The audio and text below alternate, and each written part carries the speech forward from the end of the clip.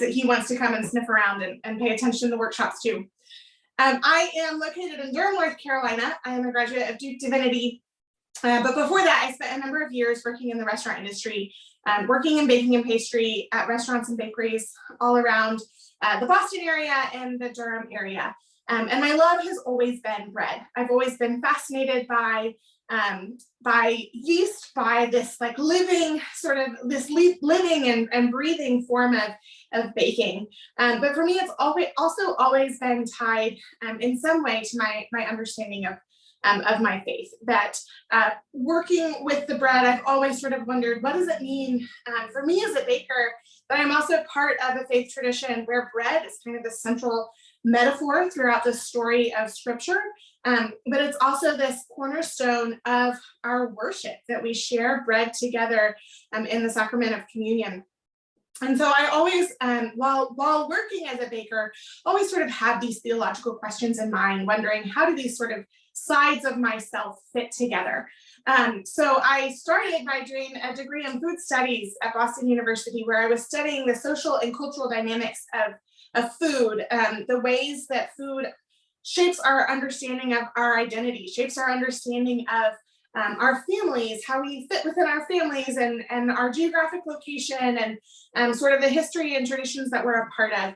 And so that sort of naturally led into sort of these theological questions. And so ultimately that took me to Duke, where I focused specifically on theology of bread. And so now I just have this immense pleasure of bringing together my theological interests and my practical baking skills and sharing those with others and helping others to also practice baking as a form of prayer and as a spiritual practice. Baking in this manner runs very counter to my experience as a professional baker. Working in professional kitchens, the goal is always to do things as quickly as possible. We view time as kind of like a game of Tetris. So you start at the beginning of your day and you map out everything you have to make, and then you piece everything together so that not a single second goes to waste. But the way that bread functions is that it needs rest. It needs these long extended periods of time where it just sits there.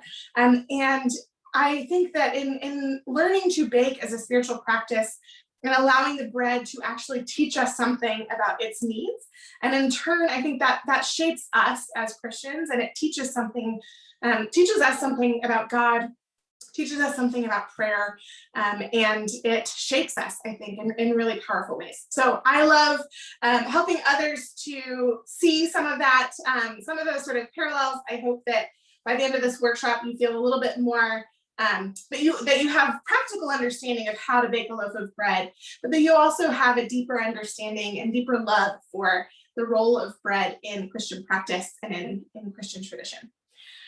So one little bit of housekeeping. I cannot manage the chat box at all while I'm leading up here. So I'll have some times woven into the workshop where I'll ask if anyone has questions. So if you have any questions that sort of come up as we're baking, then try and hold on to them the best you can, and then ask them at that time. Chances are you're not the only one with that question, so don't be ashamed to ask it when the time comes. But if you have like a burning question and you feel like it needs to be asked right away, then I would either say unmute yourself and ask it, or maybe actually tonight, since we have both Nikki and Rory here, if you do want to put it in the chat box, maybe Nikki or Rory, could one of you manage that? And then if it's a burning question, you could ask that, and we can make sure. I don't want anyone with like, their hands in dough, not sure if they are doing it correctly. If it's time sensitive, then I want to be sure I respond as quickly as possible. So I would love if everyone could, I want to know who is here. Oh, do we have a question? On that point about questions, can you please encourage us? Is there any way that we can get this really, really, really wrong? No. Right. No. So there's no question that's going to be so dire that it's going to ruin the whole experience, everybody. No. Bread is endlessly forgiving. If there is the one like most obvious spiritual parallel there is, it's that there is an abundance of grace, an abundance of forgiveness in bread making. It is very intimidating because you're working with something alive, but I promise you, if nothing else, you might have like a cracker, but cracker's not bad. It might not be what you were aiming for, but it will still be tasty, and there's something you can do with it. So All right, so if I would love to hear just really brief introductions. So if maybe we could go around and kind of popcorn this. Maybe we can start first with the folks at Kingston and then the folks at Dutch Neck. If everyone just wants to pop in, let me know your names, who all is with you tonight in the kitchen, and then one word that sort of encapsulates how you're doing tonight, or maybe how you as a family are doing tonight.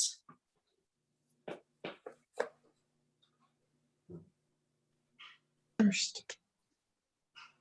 Nobody else is going to talk. I'll say hi. Hi, Rory.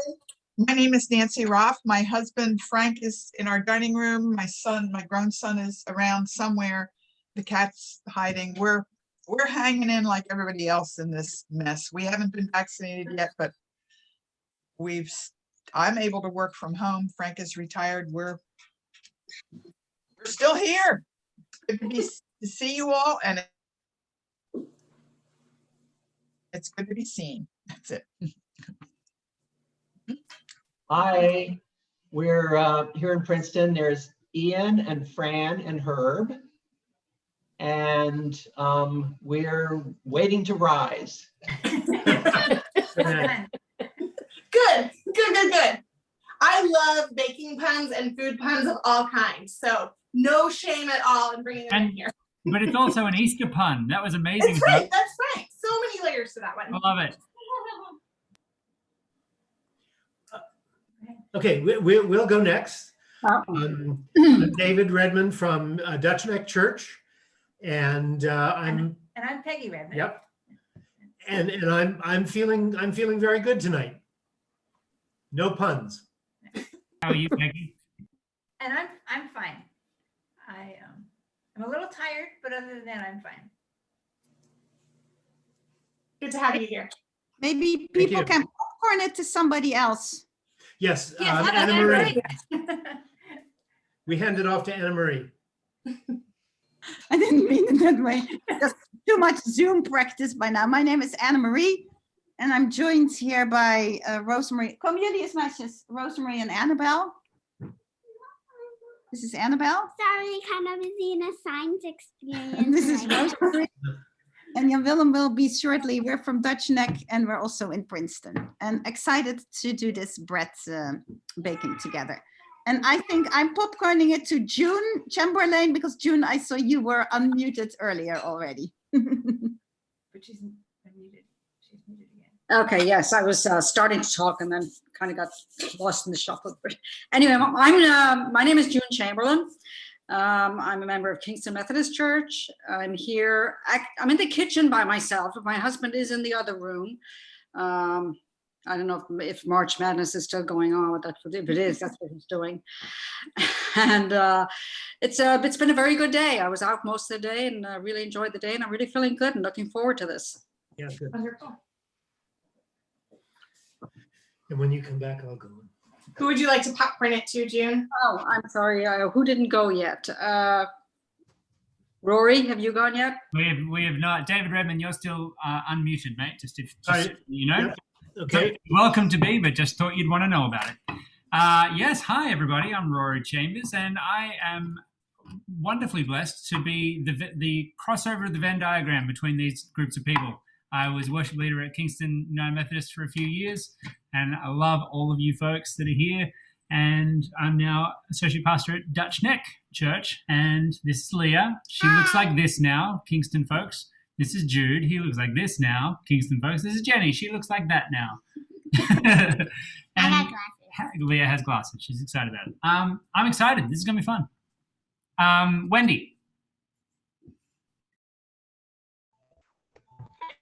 Hello, we are Wendy and Joey Hunt, and we are from Kingston, and we're very excited to be here. Wonderful. Welcome. Who would you like to popcorn it to, Wendy? Let's go to Carly.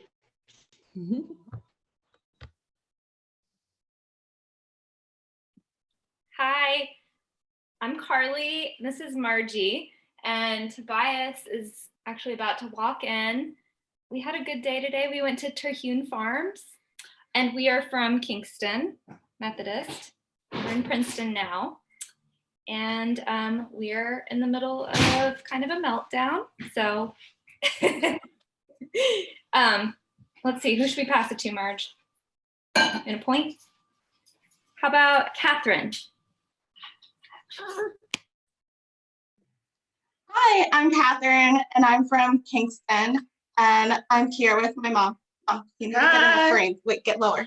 Oh, can't see me? Hi, I'm Cheryl. I'm Catherine's mom, and we're looking forward to baking bread. Baking bread. Baking bread, not breaking We it. may break it before it's over. We will popcorn to What, Ashley? Ashley. Hi, y'all. You can see my face for 2 seconds. My name is Ashley. I am one of the co-pastors of Kingston United Methodist Church. So I am stoked to be here. I'm joined by 2 of my friends who are made me put on headphones because I'm being a little too loud while they're studying. So it's just me baking the bread tonight, and I am just excited to be here. I will pass it on to Virginia. Have you gone? Cool. Hi, everyone. I'm Virginia Dearborn. I'm from Dutch Neck Church, and I'm in Princeton Junction, New Jersey. I'm also excited to be here. I have a giant kitchen, but don't have a lot of skill in using it, so this will be fun. And I will pass it to Diane. Have you spoken yet? No, I haven't. I'm Okay. actually a visitor. I have attended Dutch Neck. My sister attends Dutch Neck, Trish, and I'm just very happy to be with you all. And I live out in Asbury, New Jersey, way out in the western part of New Jersey. And I'm really looking forward to making bread with everyone. And I'll pass it to Trish, my sister. Thanks, Di. Yeah, I'm from Dutch Neck. I live in Princeton Junction. I had a great day outside and nature and watching the trees burst and explode with color and all the daffodils, and just I'm really in a really uplifted a mood today and really excited to make bread. I told my sister I haven't baked bread in a really long time, so much so that I don't remember. So yeah, I'm a newbie. And I pass it to Christopher Schultz. Yes. Hello, I'm Christopher. I'm from Dutch Neck Church. I live in the Princeton Junction area. I'm a confirmand, and we're trying to figure out a way to make gluten-free bread because I gave it up for Lent. Oh no. It's all good. Figure it out. And that voice was my mom. Yeah. Yep. We do that. I think Sonia, you haven't gone yet. Hi everyone, I'm Sonia, and I am a member of Kingston, and I'm here in the kitchen by myself today, but my family is all around. And I used to bake bread very regularly. Saturday was my bread baking day for a long time. I would bake the bread for the whole week, but haven't done it in a long time, so really excited. Awesome. Welcome. Is that everybody now? I think. Is there anyone who has not gone yet? Bob Thomson. Bob Thomson is here, but he looks like he's in the background. There he is. He heard his name. He's coming.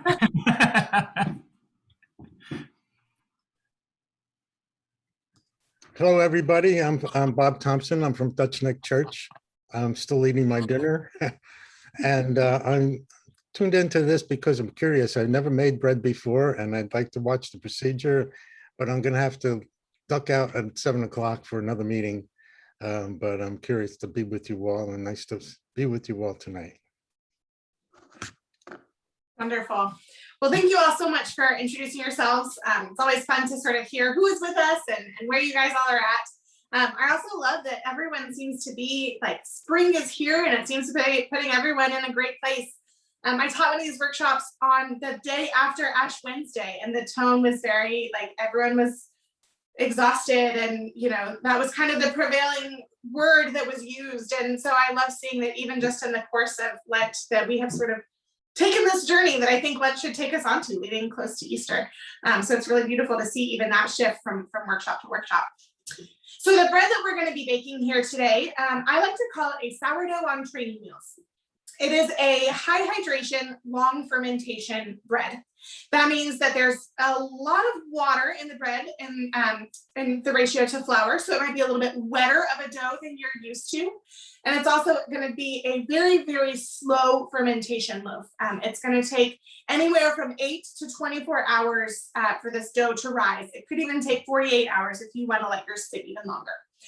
So this is going to be, it is a very similar process to baking sourdough bread. It is a similar texture and the technique is nearly the same, but the difference is that we're going to be using commercial yeast instead of having a sourdough starter.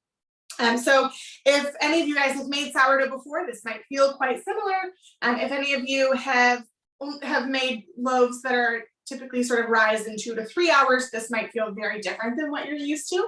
And for those of you who are new to bread, then all of this is going to be new, which is also exciting and fun. I think this is a really great bread to get started with because it's pretty hard to mess up. It is incredibly forgiving. We've got a lot of margin for error here, and you'll probably see that even as we mix these loaves up. Everyone's batch of dough is going to look a little bit different from the others, and that is perfectly okay. So in bread making, there is no sort of one simple recipe that you can follow step by step and end up with the same loaf of bread, the exact same sort of quality of bread every single time. Bread is not something that is easily replicable from batch to batch to batch. It is the product of so many different variables, but most notably the environment that you are in, the temperature outdoors, but also the temperature of your kitchen, the humidity of where you live, the temperature of the water when you mix the dough up.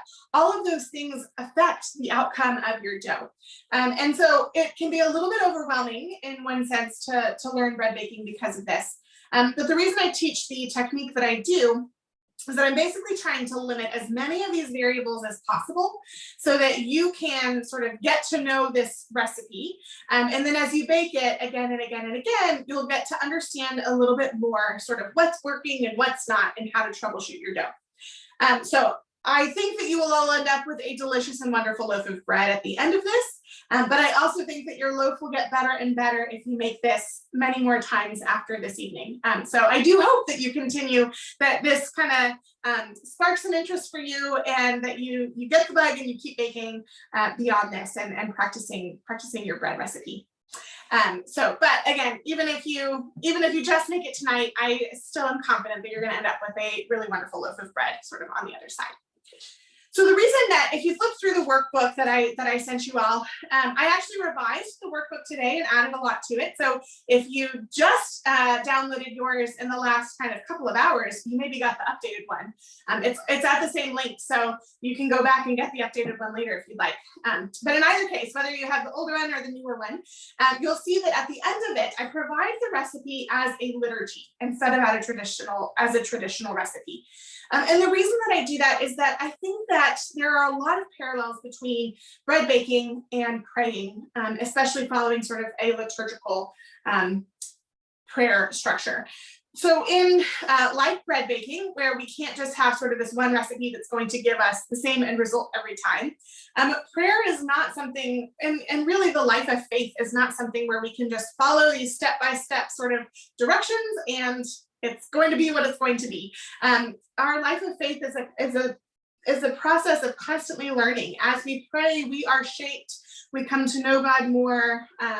Liturgy provides us sort of this structure that gives us words to pray, that maybe shapes sort of our understanding of how God is working in community or in our lives.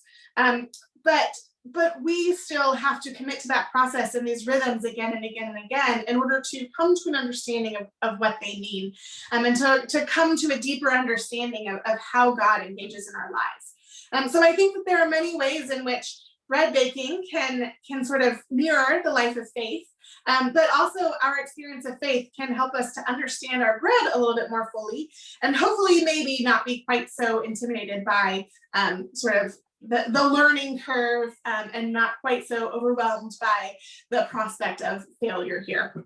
So that is a little bit of why I provide sort of this liturgy recipe. I hope that they sort of help to teach you something about one another.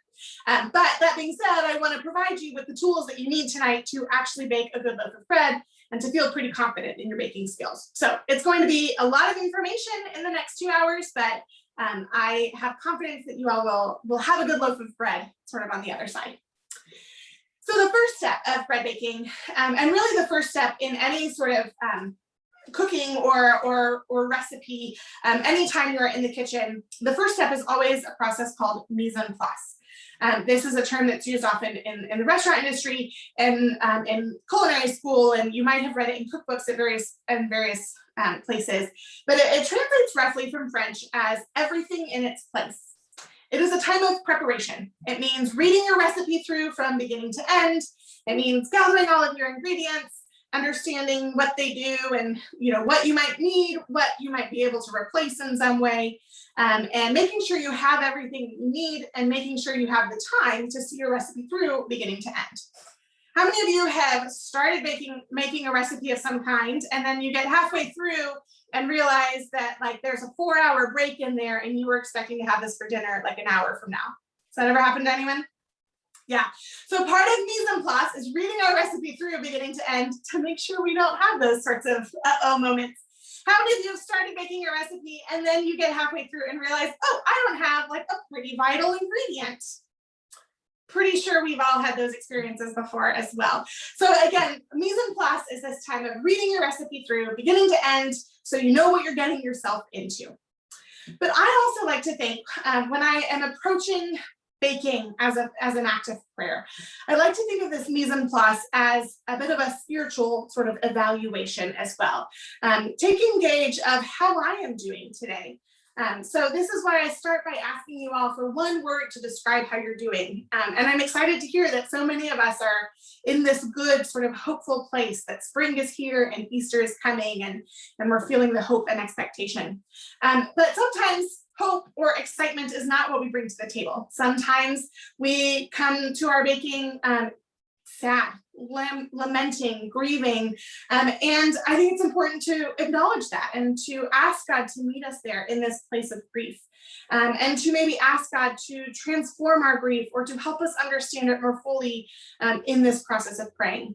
Sometimes we come to the table with deep loneliness, and we can ask God to sort of meet us in this place and help us feel connected to community or to feel connected to sort of the community of bakers and bread makers that have been following these rhythms for generations. Sometimes we bring just overwhelming excitement, and maybe the bread baking can help us channel that excited energy, and we can think about the people that we're excited to share this bread with and in turn excited to share our happiness with. All of these sort of emotions, oftentimes we probably feel a mix of them at once. And so this spiritual mise en place is a time of gauging how we are doing, what we're bringing to the table, and asking God to meet us there in that process and maybe even teach us something about those emotions and how we're doing in this process of baking bread. So as part of our mise en place here tonight, I also want to walk you through just really rapidly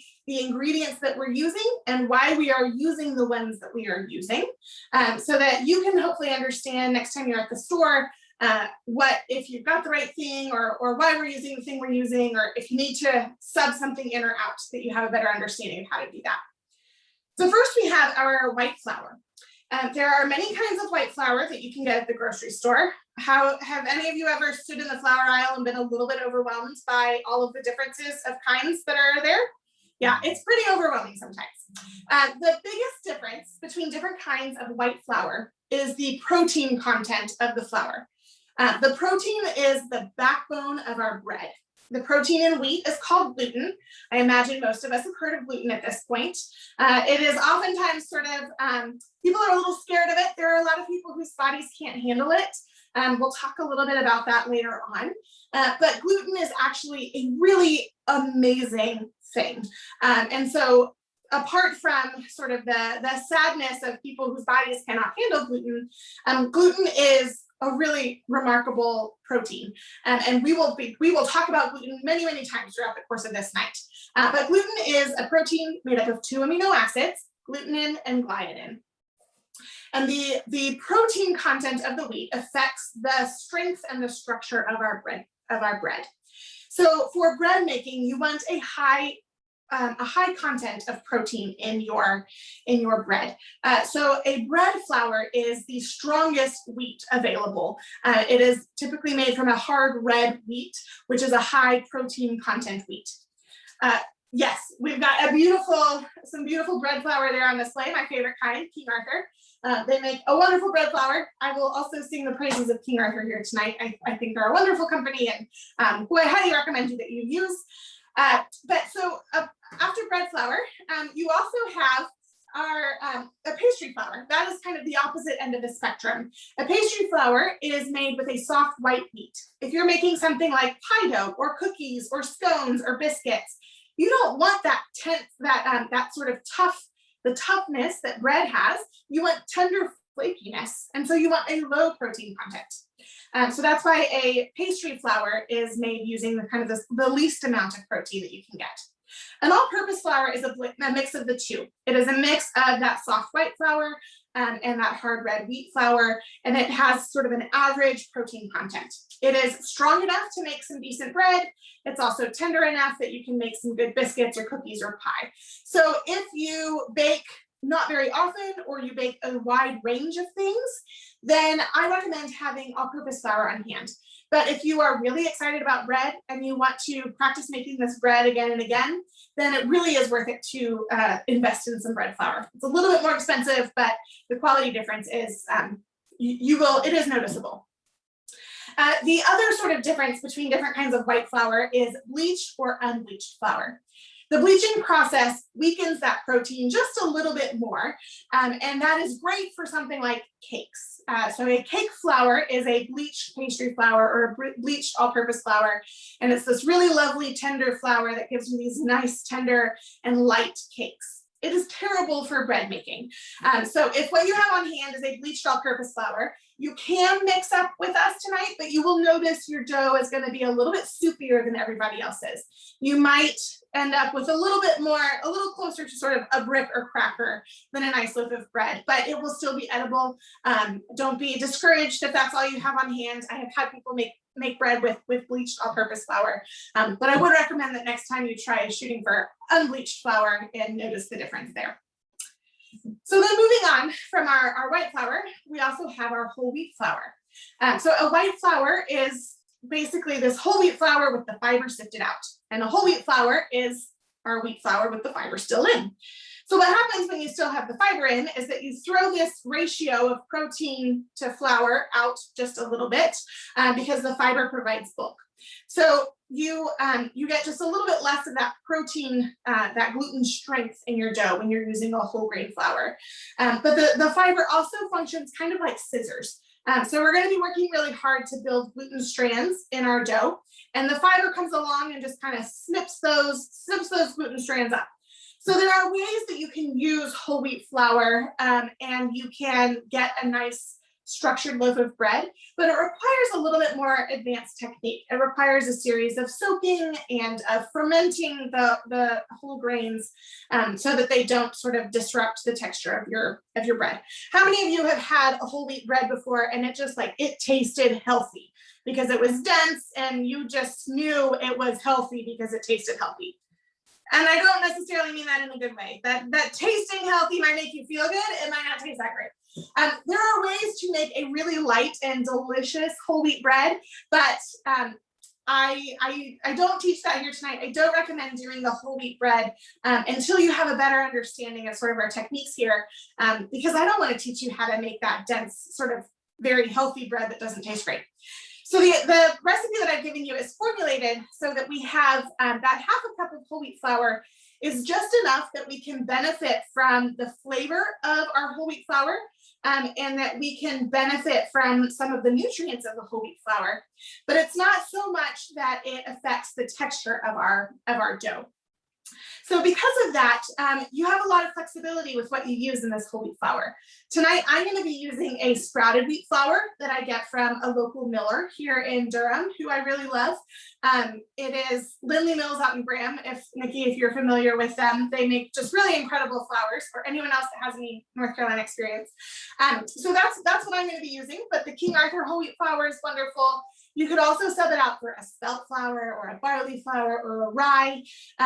You have some flexibility with this one as far as sort of mixing and matching.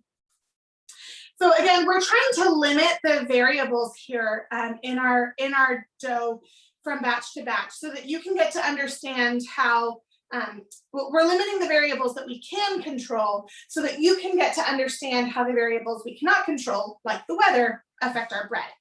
So one way to sort of get that consistency from batch to batch is to use a consistent white flour like King Arthur, because there's a lot of consistency in kind of the thirstiness of that flour from bag to bag. King Arthur is a big enough company, it draws from enough farms that they can sort of control for these differences in harvest of wheat. If you are getting all of your wheat from a local farmer, it can be really delicious and it is really wonderful to be able to use those local wheats, but you're not going to have that same consistency from batch to batch, and it can be pretty hard to learn that way. So again, I think learning with something like a King Arthur is awesome, and then once you feel comfortable with it, you can start to experiment with some of those maybe local wheats and the things you might be able to find at the farmer's market. All right, do I have any questions about flour at this point? Anyone concerned about the type of flour you have on hand? Yes, Anne-Marie? I don't have a question about the type of flour, but I have a question of when you would sieve the flour or not at all. Oh, yeah. More air in it. You don't. We don't have to sift the flour at all for this. And I'll show you sort of in our mixing technique how we'll make sure to work any clumps out, but we don't have to sift the flour at all for this. Yeah, good question. Do we have any other questions about flour? Awesome. Then we'll move on to our other ingredients. So our other two ingredients that are pretty important for us here this evening are our salt and our yeast. So for salt, I recommend using a kosher salt. A kosher salt is not quite as finely ground as your table salt that you might get in sort of the blue shaker, like the Morton's table salt. But it is closer to a table salt than, say, like a mineral salt or pink Himalayan sea salt, that sort of thing. So I like a kosher salt more than like a Morton's table salt because for two reasons. First off, it is not as finely ground as the Morton's salt. So it doesn't taste as salty. The table salt it's got that like intense salt flavor to it because it is so finely ground. It's also iodized, which means it has iodine added to it. And so it's got that little bit of a metallic flavor to it as well. So salt in any of your recipes, whether you are baking or you're cooking, salt should not taste salty. You never want to taste the salt in a recipe. You want the salt to be bringing out the flavors of everything else. And so a kosher salt, because it's more coarsely ground, it does a really good job of sort of bringing out all of the other flavors rather than tasting kind of the salt itself. If you are using one of those really finely ground table salts, if that's all you have on hand, that's definitely okay. I do recommend cutting the amount of salt you use in half because it's much denser than the kosher salt. So if you're using that finely ground table salt, then just use half a teaspoon tonight. The other type of salts that some people might have on hand are things like pink Himalayan sea salt or various kinds of salts with their minerals still in them. These can be absolutely delicious and they have a lot of nutritional value to them. I don't recommend them for baking, especially not bread making. And there are two reasons for that. One, you're not going to be able to taste the difference in it. And so we wouldn't want you to spend money on this really delicious, flavorful mineral salt and not be able to taste the benefit. But also they don't dissolve evenly. And so that can be a problem in your bread because salt does not just serve a flavor purpose, it also serves a chemical purpose. Your salt slows down the yeast. It kind of reins in the yeast's energy. And it also helps to strengthen those gluten strands. So if our salt does not dissolve evenly in our dough, then our dough is not going to be able to benefit from sort of the chemical value of salt completely. So a kosher salt, my favorite is the Diamond Crystal Kosher Salt. It comes in this red cardboard box. It's fabulous. But again, if it's other things that you have on hand tonight, that's perfectly okay. Don't feel like you're going to fail because of it. Your bread will be fine. But in the future, I highly recommend a just plain kosher salt.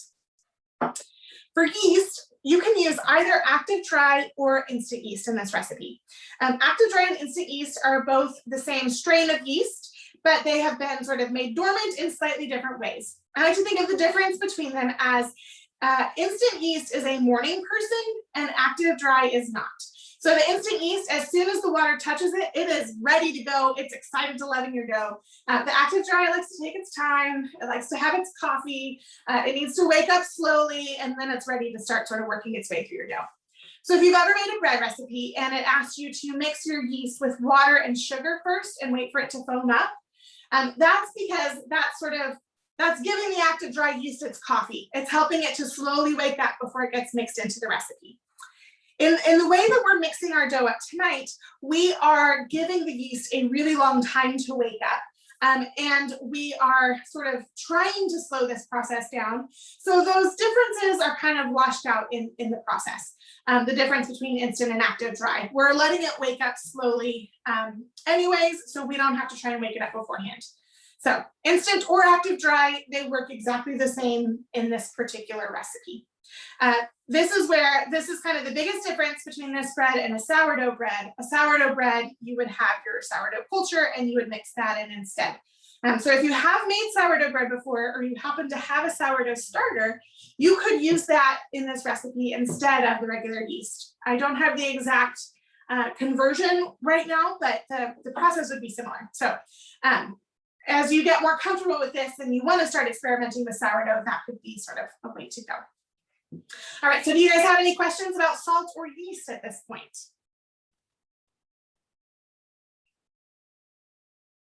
All right, no questions. Then we'll start getting our hands dirty. Are you guys excited to get your hands dirty? Yes, good. I love that we have so many kids here tonight too. So I hope that you guys are excited to get your hands dirty too. So we're gonna start by mixing all of our dry ingredients into our bowl. One tip that I recommend for your flour is to actually measure your flour into your measuring cup like this. Flour can be, that density can change so much from sort of scoop to scoop if you're scooping it straight out of the bag. And so you could, if you end up just sort of scooping it out of the container every time, you might end up with a really packed cup of flour.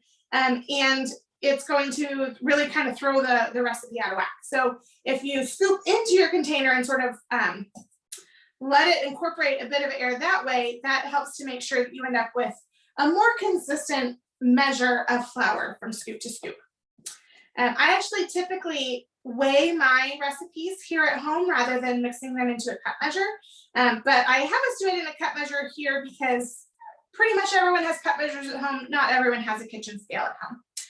But if you would like to use weights instead of volume measurements, then the updated workbook, so if you downloaded your workbook in the last hour or two, has the weight measurements in it. And if you don't have them already in your workbook, then if you go back to that same link, you'll be able to find the version with the weights. All right, so we've got our white flour. Now I'm gonna measure in my wheat flour straight into the same bowl. I'm not really following my own advice here by pouring this well. All right. And then we're going to measure in our salt and our yeast. So salt and yeast are not super great friends. They're like frenemies, I would say. They kind of compete against one another, but they also both are really necessary. So they don't necessarily like loathe one another, but they also are always in competition. So the salt, if it is left to sit next to the yeast for too long, it will deactivate it. So a good habit to get into is mixing your salt and your yeast into opposite sides of the bowl. You're not really going to have any issues with deactivating your yeast just in the amount of time that we're mixing up our batch here. But it's just a good habit with your bread making or working with yeast pretty often to just kind of keep the yeast and the salt separate. And just remember that they kind of like each other, but they also kind of fight a lot. Siblings. I don't know how many of you guys have siblings. Some of you are here with your siblings, so I imagine many of us here have an understanding of the relationship between the salt and the yeast in that way. All right, so once you've got all your dry ingredients in your bowl, you're going to mix them all together with your hands. I highly recommend using your hands for a couple of reasons. You're not going to like ruin it if you use a spatula or a spoon, but with our bread making, first off, we really want to get to know our dough. We want to have a sense for sort of the feel of things so that we can begin to read these differences from batch to batch, especially as the weather changes and the recipe it responds to the shifts in weather. So mixing with our hands is one way to really help to get to know those differences. Another reason is when we are approaching this as prayer, I think it's really important to ground our whole bodies. And so if we really think about the textures and the temperatures and really try and feel for those differences in our dough, then it can be a really grounding experience as well.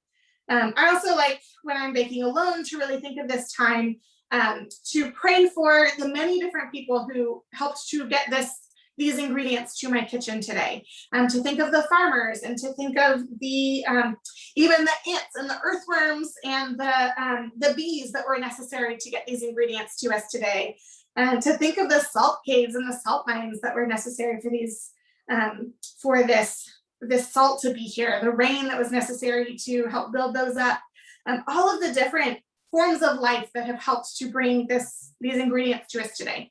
And then of course the farmers and the truck drivers and the grocers and all the other people involved in all the other humans involved in the process as well. Hello. So as we're, yep, can you hear us, Nikki? Is everything okay? Yeah. Can you hear me? Do you mind? Yeah. I think I don't know if I'm really slow. This is my first time ever making bread. Can we have a minute to catch up? I am like frantically behind. No worries. Okay. Absolutely. So I just want to be clear. Dry ingredients in the bowl, and that's it right now. Yep, that's all we've got right now is just our dry ingredients in the bowl. Yes. Can I have like two minutes to do? Again, first timer. No worries. Absolutely. If I'm going too quickly, please slow me down. I don't want anyone to feel lost. Great. Thank you. Awesome. Yes. So dry ingredients in the bowl. We're just mixing it together with our hands. And as you do that, rub out any clumps of flour that might be in there. So feel if there's any kind of clumps of flour and just rub them through your fingers. All right. How are we all doing? Does everyone feel, are you guys cut up, ready to add our water, or do we need another minute to finish measuring things out? One more minute. We can wait another minute. Don't worry. Don't want anyone to feel rushed. Kendall, while we have a minute, I just wanted to say thank you so much for starting with mise en place. If I haven't said that once, I've said it 500 times, mostly when I was trying, because my son loves to cook. But we needed to learn that very badly. Thank you. Yeah, absolutely. It's such a helpful sort of just little kind of trick to think about to prepare yourself and to prepare your workspace. And then I like to think of it as also preparing my heart. All right. Shalom, everything in its proper place. Yes. I feel like there's a lot of, I once read an essay that compared mise en place as like a spiritual mise en place as confession as well. And I thought that was a very interesting sort of, this preparing ourselves for worship in the same way that we are preparing ourselves for baking and preparing our ingredients for baking as well. All right, so once you've got your ingredients mixed together, you've got all the clumps rubbed out as best as possible, you're gonna form a well in the center of your bowl. I'm gonna show you mine the best I can, but as soon as I tip it towards the camera, of course, the well sort of fills in. So you wanna just press the flour up against the side and create some space for the water to go in. So the water we're going to use tonight, we want it to be room temperature water. There's a lot of flexibility in the temperature of water you could use in your bread. Technically, you can mix bread with water anywhere from 55 degrees Fahrenheit to 110 degrees Fahrenheit, which is obviously a massive, massive range. I recommend starting with room temperature water so that you can get a sense for just something that's pretty easily replicable, just kind of straight out of the tap, room temperature. And then from there, you can start to gauge how you might want to mix things up based on what you see from this room temperature mixing. If you're in a really cold environment and it feels like your dough just never goes anywhere, then you might want to use water that's a little bit warmer than room temperature. If you're really in a warm, humid environment, then in the future you might want to mix up with water that's a little bit cooler and see how your bread responds. Since it's spring right now and we're all sort of mid-Atlantic sort of area, I think we are all good to go with room temperature water. It's not going to throw anyone off too much. So we'll start there, and then next time you mix it, you might want to cool it down a little bit if your dough feels too sticky, or warm it up just a little bit if you feel like your dough is too dense. Of course, our definitions of room temperature might all be slightly different. So you will notice, actually, we'll probably be able to see as we mix that some of us, our dough is going to be a little bit wetter and soupier, and some of us, our dough might feel a little denser. I'm going to have everyone show their dough once we mix it up. That's all perfectly fine. It's all going to turn out okay. So you'll see through that sort of the great flexibility that we have here. But the temperature of our water does affect that texture. And then, of course, the density of our cup as we measure our flour into the bowl affects that texture a little bit as well. But again, endlessly forgiving, so much grace, plenty of room for variability. So you'll see those differences, and they're all going to be okay.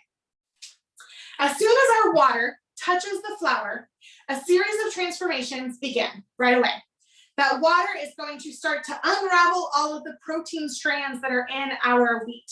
So our protein strands, again, we've got two, they're made of 2 amino acids. One is called glutenin and one is called gliadin, and they're coiled up inside the wheat like this. As soon as the water touches it, it begins to unravel. And then as it begins to unravel, they begin to form bonds with one another. These bonds are super important. It's the backbone of our dough. One of the, so gluten and gliadin they're kind of like the salt and the yeast. They have 2 opposing qualities. One of them has the elastic quality. It likes to stretch and stretch and stretch and stretch and stretch.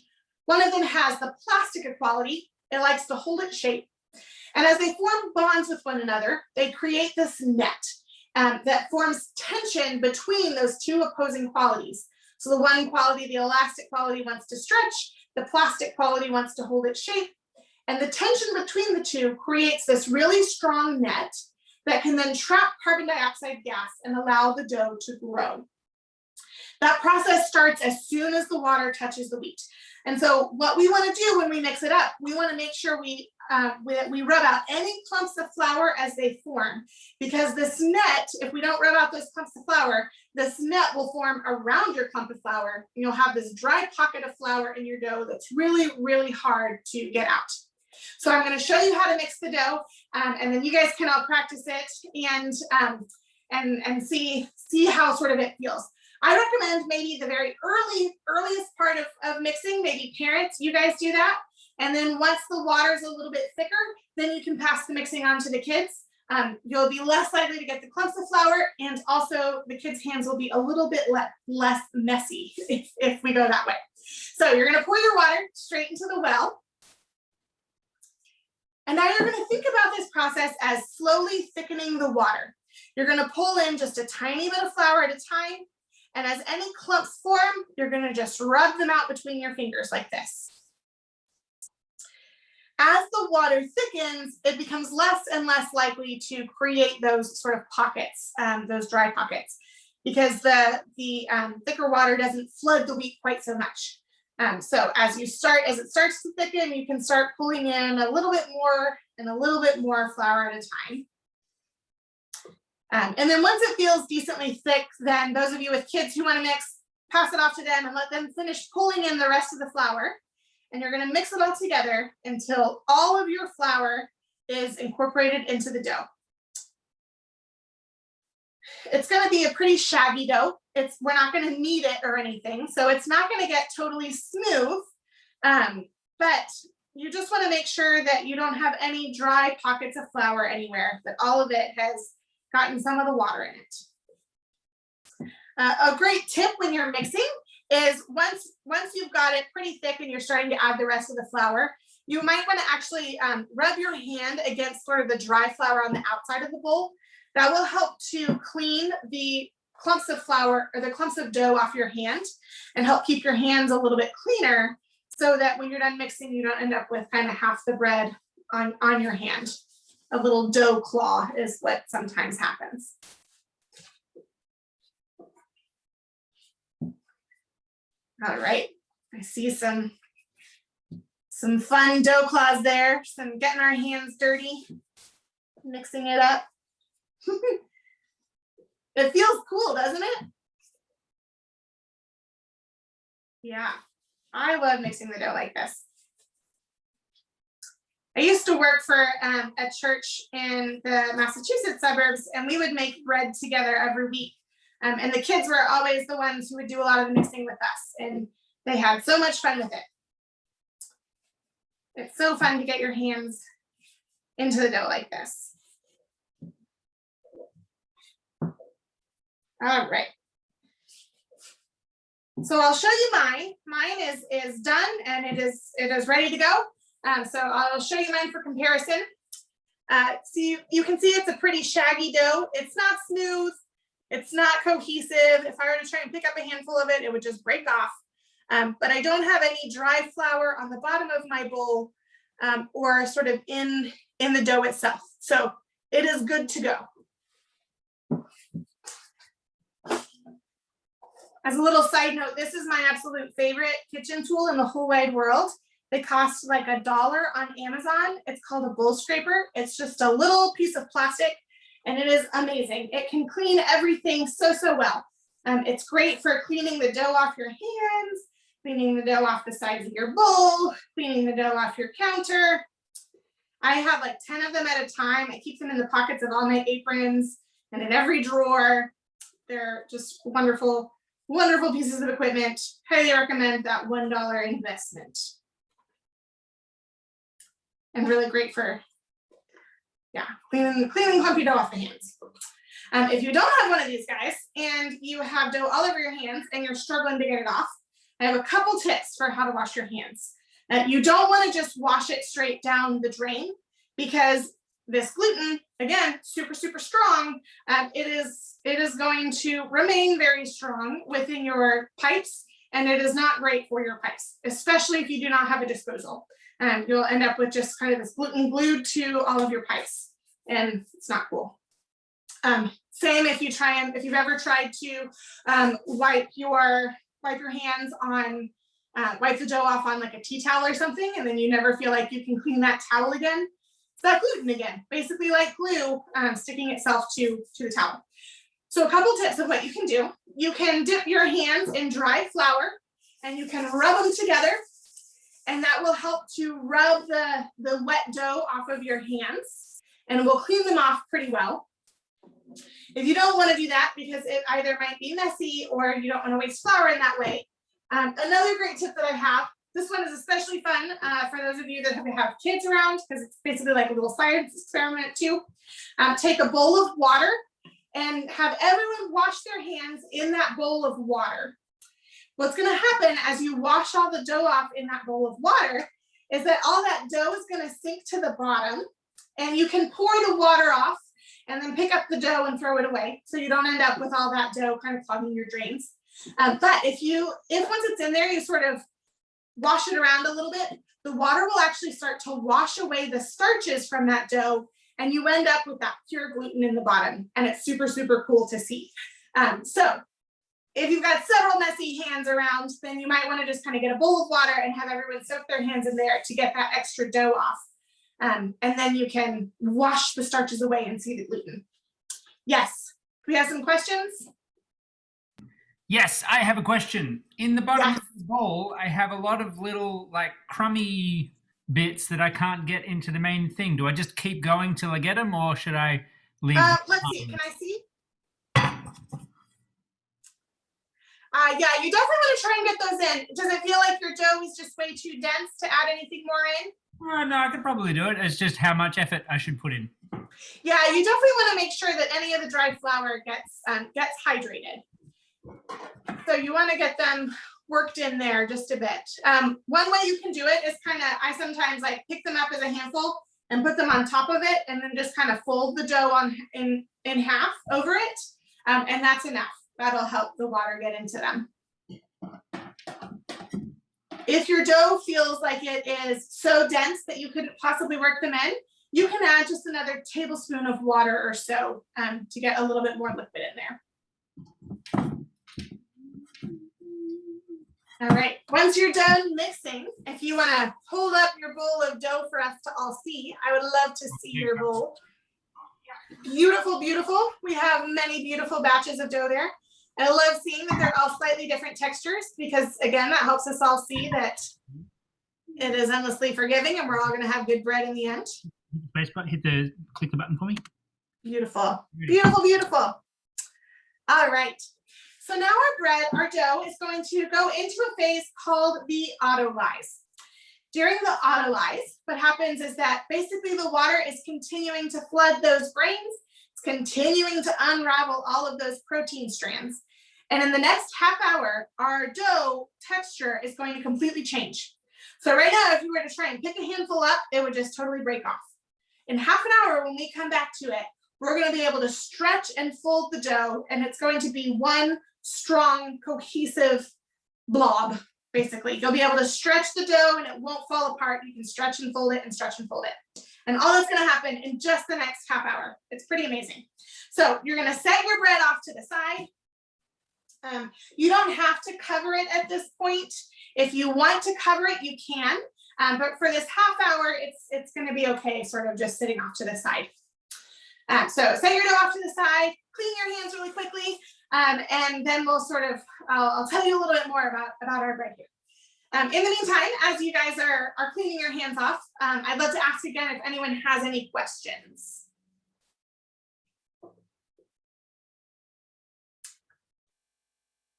No questions at all. Awesome.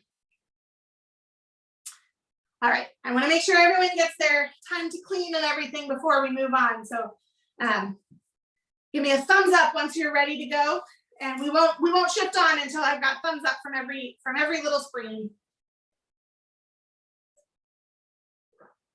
All right, we got about half people with thumbs up, a few more thumbs up.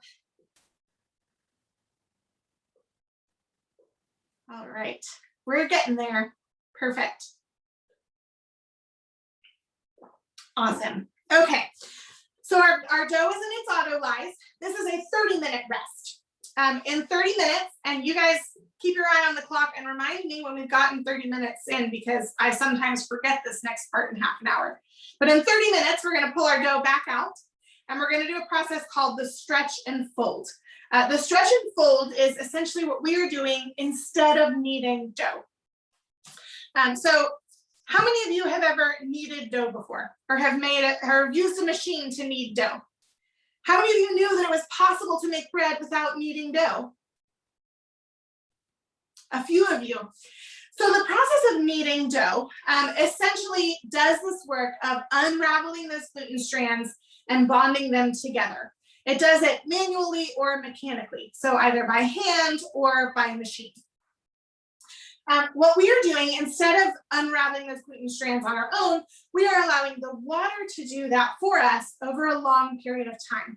So the dough that we're making, it relies on water and it relies on time. That is why it is a high hydration, long fermentation, or a very wet and slow dough. This has historically been the only way of making bread. Sourdough or wild yeasts, the yeasts that are all sort of present in the air, are pretty slow moving, and they require having a pretty wet and a pretty slow dough in order to ferment. And that's why sourdough takes a long time. It's also why sourdough has that bit of a tangy flavor. Well, it was a little over 100 years ago that commercial yeast was invented. And this totally transformed the bread making process. We could suddenly add yeasts to our bread at a much higher volume that would behave much more quickly than our wild yeasts would. And then we could manually or mechanically knead our dough to help unravel those gluten strands. So we didn't need the water or the time to do that for us anymore. And then we would just add a little bit of sugar to the dough and allow the yeast to eat that sugar that we added to the dough so that it would rise quickly. We could have this beautiful, fluffy, delicious loaf of bread in 2 or 3 hours. Well, we did not know that in that process, we were sort of circumventing these really important processes that were also happening in our wheat. Over this long period of time, while it rests and transforms very slowly, the water actually starts to unlock the starches that are present within the grain, and it allows the yeast to eat the starches that are naturally present in the grain. This helps to further digest the grain and makes it much more easy for our bodies to digest it. And it also helps to make the various nutrients that are in the wheat really easily assimilated into our bodies. So since this kind of process of bread making has totally transformed, we have started to find that people get sick when they eat bread.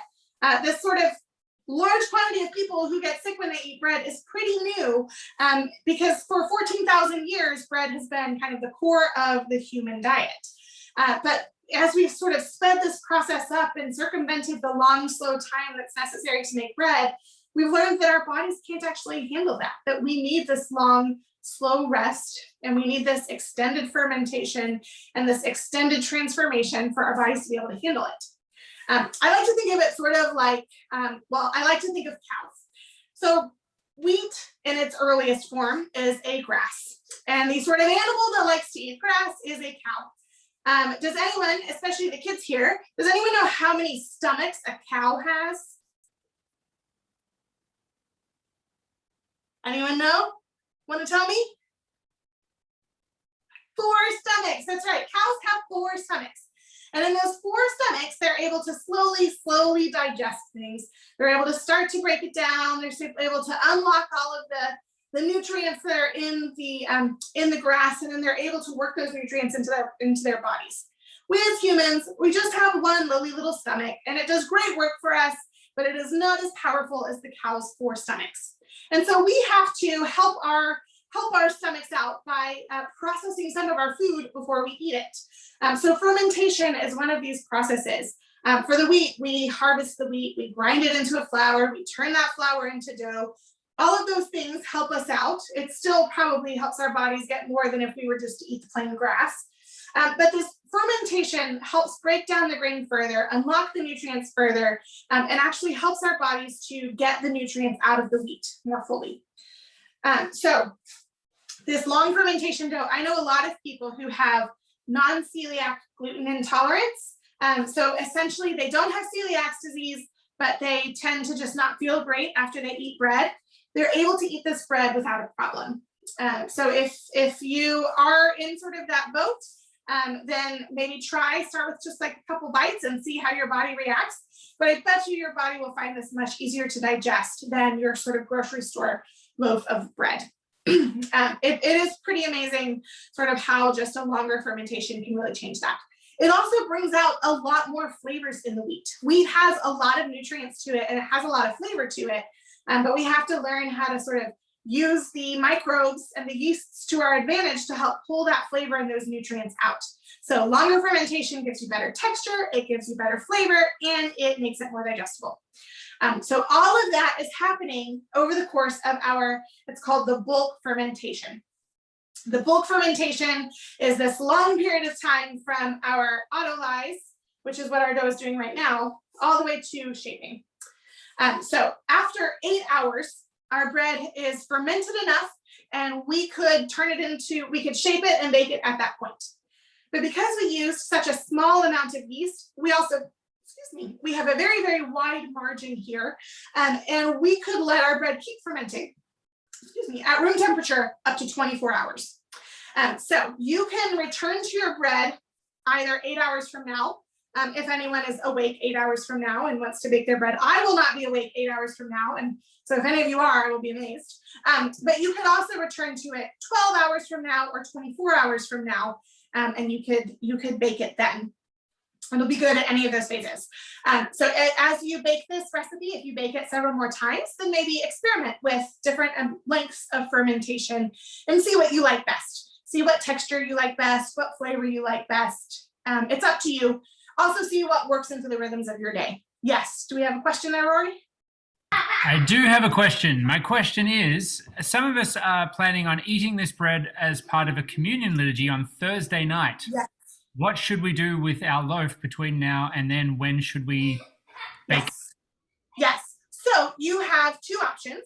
You could bake your loaf off tomorrow and then freeze it and then pull it out of the freezer right before your service on Thursday, if you'd like. You also could let your dough ferment in the fridge for a really long time. So to ferment your dough in the fridge, you could let it go up to 48 hours. So if you want to wait and bake yours off on Thursday, then that would be a really great way to go. When you ferment your dough in the fridge, you want to give it at least 4 hours at room temperature to start. That first 4 hours will allow the water to slowly start to unlock those starches and allow the yeasts to start to wake up. So that then when you put it in the fridge, the yeasts are still going to be working in your dough, but they're going to be working a little bit more slowly because everyone moves a little bit more slowly when it's really cold outside. But if we try and put the dough in straight into the fridge right now, those yeasts will never really be able to wake back up. So give it about 4 hours at room temperature and then toss it in the fridge. If you plan to be in bed 4 hours from now and not able to put it in the fridge right now, as might be the case for many of us, then you can actually leave it at room temperature overnight and then first thing in the morning, pop it in the fridge. So it can be in the fridge up to 48 hours. And then when you are ready to work with it, you can pull it out of the fridge. You can either shape it straight out of the fridge, which is the process I'm going to show you next. Or you can pull it out of the fridge and you can let it come to room temperature and then you can shape it. I'll explain a little bit more after we shape sort of what differences there will be on the other side of things, depending on what you try to do. Essentially, I think that dough is much easier to shape when it's cold. So especially if I'm like braiding my loaf or trying to do something a little bit more intricate, I like to do that straight out of the fridge. So it is just easier to work with cold. So you might find that like you much prefer working with cold dough, so you always refrigerate your dough and then you shape it cold. You might prefer that you actually like the texture of room temperature dough more, and so you might choose to pull it out of the fridge, let it come to room temperature, and then shape it. Either one is totally fine. When you're how much is it going to rise? How big has the bowl got to be that you're going to leave in the refrigerator? It is going to double or triple in size. So you can either keep it in your mixing bowl and cover it with plastic wrap or cover it with a damp tea towel. If you're covering it with a damp tea towel, you might want to check on it, get the tea towel a little bit wet again every few hours because it might dry out. Or you can put it in a plastic container like this with a lid and put that straight in the fridge. But you want to make sure that it has room to at least double, but probably close to triple in size. Okay, thanks. It's going to get much bigger. Yes, thank you for asking that question.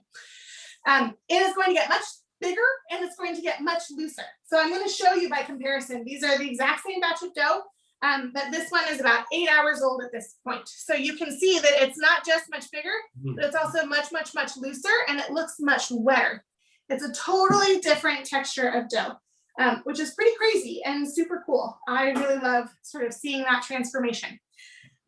So our dough here, again, it's very wet and very loose, but it's also very, very, very strong. So I used to, I ran a bread bakery that I just closed in December. And when I ran that bread bakery, I would make about 100 to 150 pounds of dough every time I would mix dough.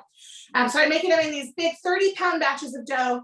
I'd put 30 pounds into each tub, and then I would stack the tubs on top of each other. So the bottom tub had 30 pounds of flour, and then it had about 60 pounds on top of it. As it rose, the dough on the bottom could pick up all of the containers on top of it. So it was this loose and this wet, and it looks pretty like it's just gonna like flop everywhere, but it's also crazy, crazy, crazy strong, and it could pick up 60 pounds of flour. It was pretty insane. I once came in, I let my dough ferment overnight. I came in the next day and the lid was like on the other side of the room because the dough had popped up and thrown it all the way off across the room. It's really crazy. So your dough is much stronger than you think it is. That gluten, man, I'm telling you, it is amazing. All right, so after your dough has had its bulk fermentation, I'm now going to show you what you will do when you come to your bread tomorrow. So this next step, it is the pre-shape and the shape. So from this point, I like to think of gluten as kind of like a toddler. It will do what you want it to do if you let it think that it is its own idea. And it also needs a whole lot of naps. So our gluten, we are basically from this point on trying to build tension in our dough. We are trying to build the strength of those gluten strands and build tension between those two opposing forces, that glutenin and that gliadin, that elastic and the plastic. But we need to build that tension very slowly. It's sort of like building strength when you're doing like weight training. If you were to just lift weights every single day and never take a day of rest, your muscles would actually just start to tear on you and they would degrade. It would work against you. You wouldn't actually get stronger, you would just injure yourself. It's the same with the dough. We have to build a little bit of strength and then we have to let it rest and it will relax and it's got to sort of relax into itself and then you can shape it again. So you give it a nap and then you can go back and you can shape it once more and then you give it another nap. So our job as the baker is kind of like your job as a parent. For the parents, I am not actually a parent. I parent a dog that is basically like a toddler. So I have a little bit of a sense of sort of how you deal with toddlers. But you have to give it a lot of naps and you have to be able to really sort of read when it's about to have a breakdown. You'll start to understand like this dough is about to break down on me and I have to give it a nap now before we're all in trouble. So that's sort of your job as a baker. And you will get to sort of sense when it's starting to resist you and when it's going to give you trouble. And then you can just sort of let it be, walk away, and then come back to it. So that's sort of the purpose of pre-shaping and then shaping and doing this sort of in layers. All right, so when you're ready to shape, you're going to lightly flour your counter. You want enough flour that this doesn't stick terribly, but you don't want all that much. It can feel sort of counterintuitive because your dough can be so wet that it feels like you need to have a lot of flour to keep it from sticking. But actually your dough really wants to stick to itself. It would prefer not to stick to the counter. That water has really incorporated its way into our dough quite well. So it might feel sticky, but it's not actually going to just sort of break apart. So you want just enough flour that you sort of create a little bit of a skin on the surface of the dough, but not so much that, not so much that when you shape it, the dough doesn't stick to itself, and B, not so much that you don't get a little bit of friction between the dough and the counter. Again, we're trying to build tension here, and part of the way we build tension is by creating a little bit of friction between the dough and the countertop. So just a light dusting of flour, pour your dough out onto it, and you'll see it'll just sort of spread its way all over the place. Yes, Rory, another question. Just for clarification, this is what we are doing tomorrow. Yes, this is what you're doing tomorrow. Right. Yes. This is what you're doing when you come back to your dough after it's had long fermentation. If you were to try and pour your dough out like this right now, it would not look like this. You would find you're having a lot of trouble with this. I'm recording this, Kendall. So yes. what I can do is tonight, I can make it into a YouTube link. Like I am pinning you right now. So I can send this out to my congregation and to Rory, just so tomorrow, if they want like a YouTube, I can do that tonight. That's perfect. That is awesome. And I will also send you, I'll send this to Nikki and Rory and then you can distribute it. After we're done, I'm going to send a little link to a 5-minute video. And in that 5-minute video, I show you the final steps again, the scoring and the baking, so that you can see what that looks like. And you can look that over again tomorrow as well. Because you're not actually going to watch me bake this loaf off today, or else we would be here for quite a while tonight. So you'll have plenty of references to go back and watch. All right, but so after you pull your dough out, we're going to pre-shape the dough. And it's going to be a very similar technique to what we're about to do when we stretch and fold our dough that we've all just mixed that's in its autolyze. So we go back to front, fold it over a third and front to back. So you folded it in thirds, sort of like an envelope. And then you're going to go the same thing side to side. Stretch and fold it into thirds and stretch and fold it into thirds. So you'll see my dough is really strong. It can stretch pretty far, much further than you might think. But it also is holding together. It's not trying to just sort of stick to everything. So once I've done that fold, thirds front to back to front, side to side, side to side. I'm gonna flip my dough over so that the seam is on the bottom. And now I'm gonna give it a little bit of a nap. Every time we work the dough, it gets a little bit tired and it's gotta have that little bit of a nap. So I'm gonna sprinkle it with just a little bit of flour and then I'm gonna let it rest for 5 or 10 minutes. Let's see, we are not quite to our half hour for the otherwise. So while this snaps, I want to tell you guys a little bit sort of more about the spiritual parallels sort of here.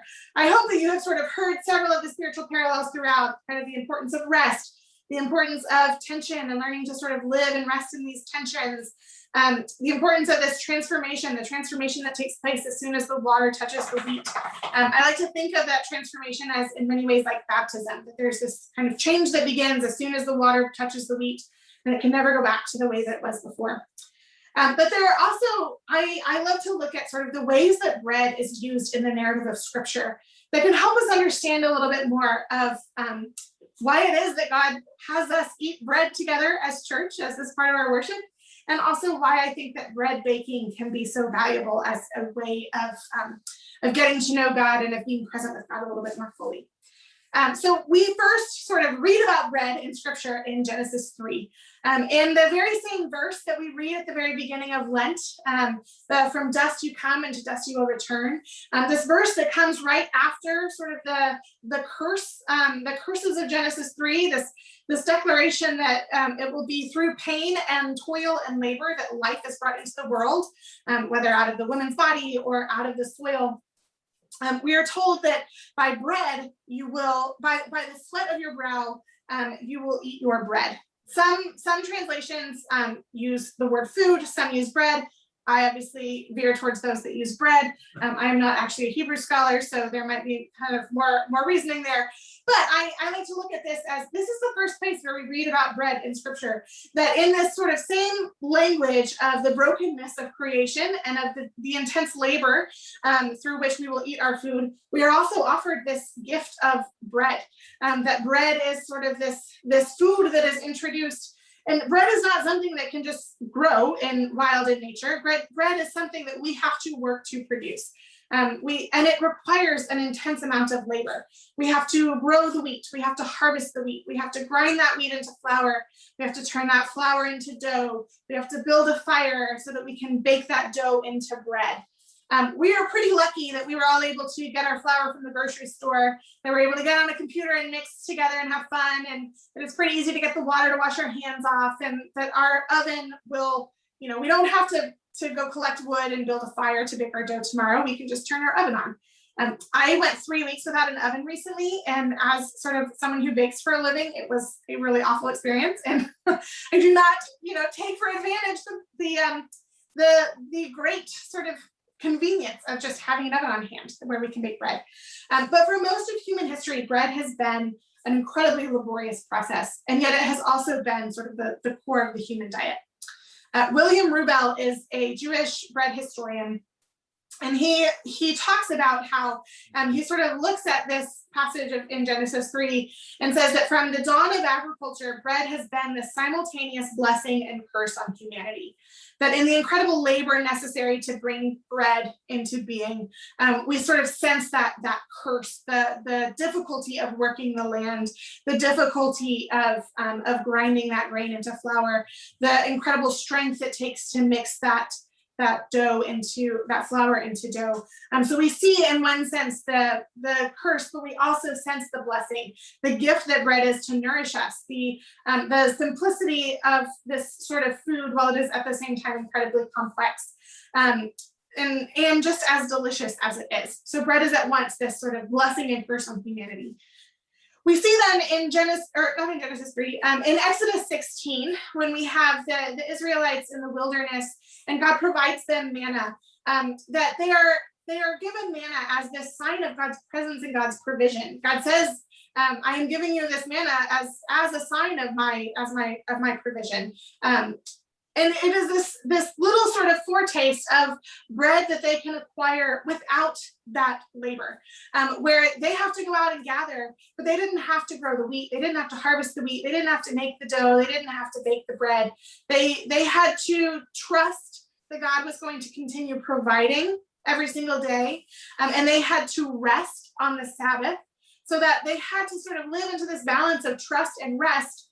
But they were given this like taste of bread without the incredible labor that they had always known as wrapped up in this process of eating bread. We then see in the life and ministry of Jesus that bread plays this continual role, whether it is multiplying bread for the feeding of 5,000, or actually offering bread to his disciples and saying, "This is my body." It was again this offering of bread that did not require labor. That was purely this gift.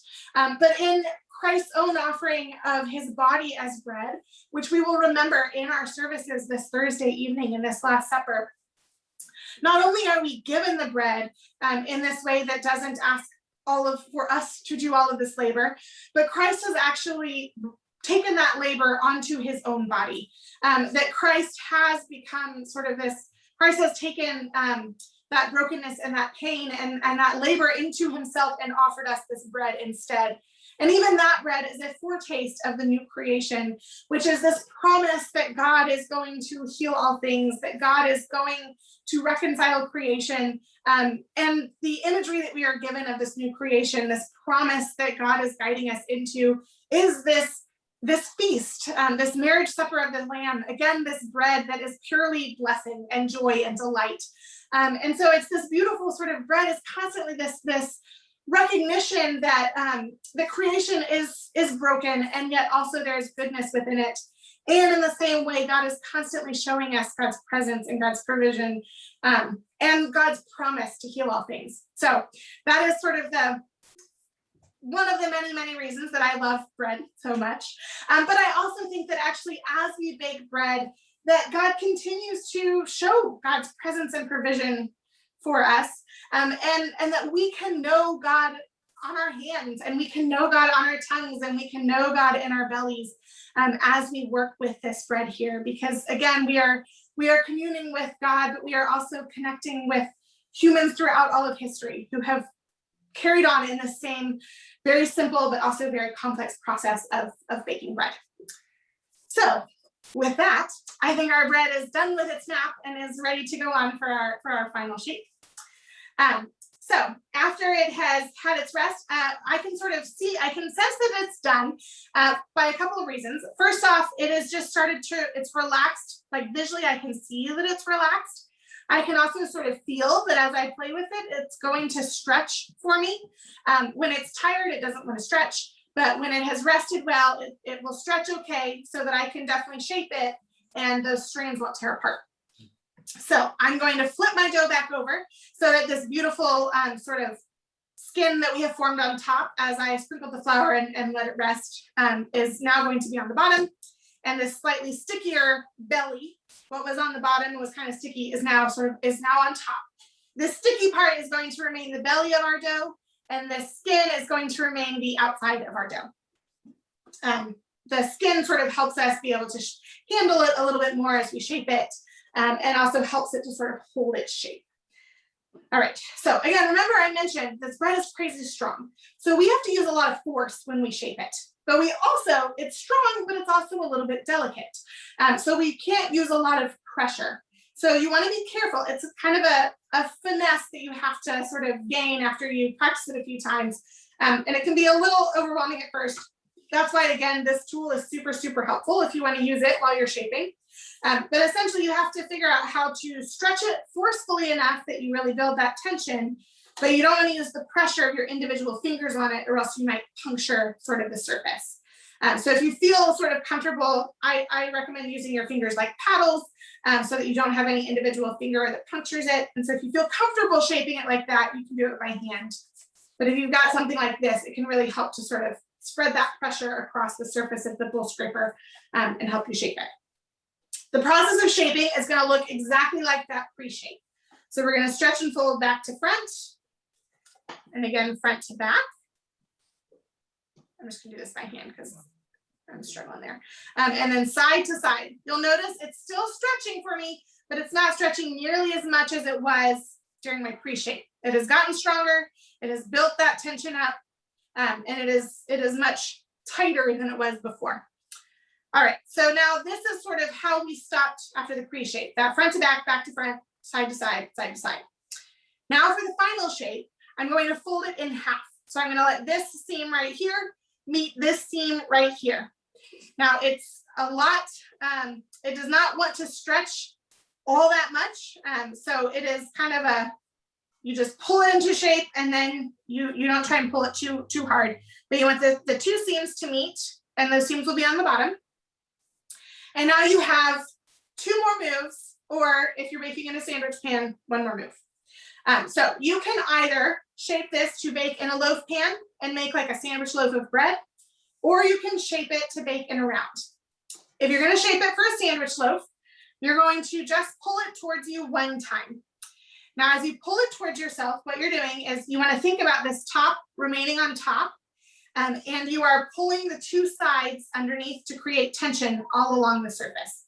So as you pull, you're kind of tucking the front under and you're letting it tuck the back under as well. You pull once, and if you're baking in a sandwich pan, you just pick it up, drop it straight into your loaf pan, and it's good to go. If you are using a loaf pan, you can spray it with pan spray if you'd like. If you don't have any pan spray, it is also okay without it. It shouldn't stick too badly. I don't usually use anything when I'm baking it at home. When I did it for my bakery, I would always spray the pans with pan spray, but when I'm at home, I don't bother with it. So you're kind of okay either way. Now, if you want to bake it into a round, what you're going to do is you're going to rotate it 90 degrees, and you're going to pull it towards yourself once more. And that's it. If you want, you can sort of rotate it a little bit and pull just a tiny bit more to work some of those corners out and get it into a nicer round, but that's not totally necessary. And then you have your beautiful round loaf of bread. All right, so from this point on, now it needs another nap. It needs to rest. Those gluten strands need to relax. And in fact, they need to relax and rest even more than they did between our pre-shape and our final shape. I'm actually going to show you, I think I worked it a little bit too much. So you can see it's starting to tear on me on the side here just a little bit.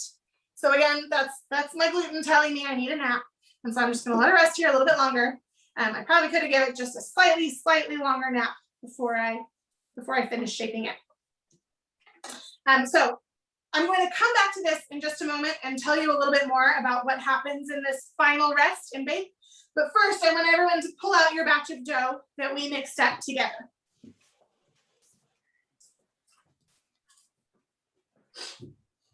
All right, so it might look on top like it's exactly the same as it was before, but as we get folding it, you should be able to feel and see that it has pretty well transformed in texture. So what you're going to do is you're going to take a handful of it, you're going to pick it up to stretch it, and you're going to fold it over. Then you're going to rotate your bowl and you're going to repeat. You're going to pick up a handful, stretch, and fold. Rotate the bowl, stretch, and fold. Can you guys feel that difference? Can you see the difference? Yes. Yeah, the water has totally flooded that grain and it has completely transformed the texture there. All right, so as you stretch and fold, the number of times you need to do this are going to depend a little bit on how sticky your dough is. If your dough is really sticky, it might take about 20 stretches and folds for it to really feel strong and cohesive. If your dough is quite dense, you might only be able to get 4 or 5 stretches and folds before it just totally resists on you, and that's going to be it. So Rory, I think you're probably hitting your max there of stretch and folds. But then Nikki, I think yours was quite looser, so yours might take quite a few more for you to really feel that strength form. So essentially what you're looking for here is that you want the dough to be cohesive. You want to make sure that all of the dry pockets have been worked in, and that it is strong, that it holds together as you stretch and fold it. Some of you might be able to actually pick yours up and you can see how strong it is. Some of you, yours might be too soupy to pick up, but you can at least, yeah, okay, Nikki, yours is, you're still able to pick it up, awesome. Especially if you're using an unbleached flour, you might have a little bit more trouble sort of building some of that strength, but just keep stretching and folding and you'll feel it start to build that strength within your hands. Good question. Yes. like now if I pull it, it's sticking. Is that, if I rip it, is that bad? Or like, should I stop? Can you show me again? See, like, it's kind of sticking sticking to in your the bottom. bowl, you mean? Yeah. Yeah, so let's see. If you don't have one of these guys, a bowl scraper, then maybe use, oh, you do have one. Awesome. Yeah. So if you want to scrape off everything you can off the sides of your bowl, you want to try and get it all sort of incorporated as best you can. So try scraping the bowl down and then see if you can stretch and fold it a little bit more easily. So dough kind of likes to it likes to be the popular kid. It wants to be part of the popular crowd. So wherever most the dough is, it wants to stick to that batch of dough. But if you start to get dough sort of clumped up on your hands or clumped up on your counter or clumped up on the sides of your bowl, then the dough gets a little bit confused and it doesn't know which party it wants to be a part of. If it wants to be a part of the party on your hand, wants to be a part of the party on the counter, wants to be part of the party on the side of the bowl, or sort of the main dough. So you have to try and keep things as clean as possible, which will then help prevent it actually from sticking. So if it is sort of sticking like that was, then clean the sides of the bowl and you should be able to stretch and fold it a little bit more easily and we'll all sort of stick together. Is that helping, Ashley? Awesome, awesome. I'm not clear. I'm not clear when we know that we're done. Okay, so essentially you want it to look smooth and cohesive like this. Before it was quite shaggy. Now it's going to be smooth like this. That looks awesome, David. Is that who was asking? Yeah, it was Peggy, but oh, okay. Mine is not there yet. Sorry, all I see is the Zoom names. Yeah, so that looks awesome. You basically you just want to make sure that it is smooth and cohesive, and that that you don't have dry pockets. If you are able to still stretch and fold, then you can keep stretching and folding. Kind of once it starts to resist you, that's a good sign that it's done. Just use your fingers, don't use your thumb. Rory, do you have another question? No, I'm swatting a mosquito. Sorry. Oh, okay, fair. I once was teaching a bread workshop with some kids before. It was a workshop specifically for kids.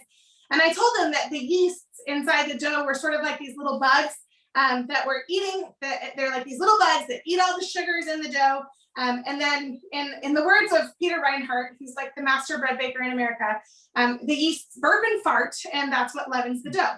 So the yeast eat the sugar and then they extend their gases and the carbon dioxide and the gluten that crouches it helps it to grow. So I sort of went through this little story with all the kids, and then this like giant fly went past, and one of the kids said, "Oh my goodness, I think I saw one of those yeast bugs." And I felt terrible because I think I now, like, these children are going to think that there's actual flies in their dough that is helping it to flavor and grow. So as you're swatting the mosquito, all I could think of was the mosquitoes and flies are not the yeast bugs here. The yeast are much nicer. All right, so once you're done with your stretch and fold and your hands are all cleaned, you can cover your dough and you can set it aside. Yes, Jane, did you have a question?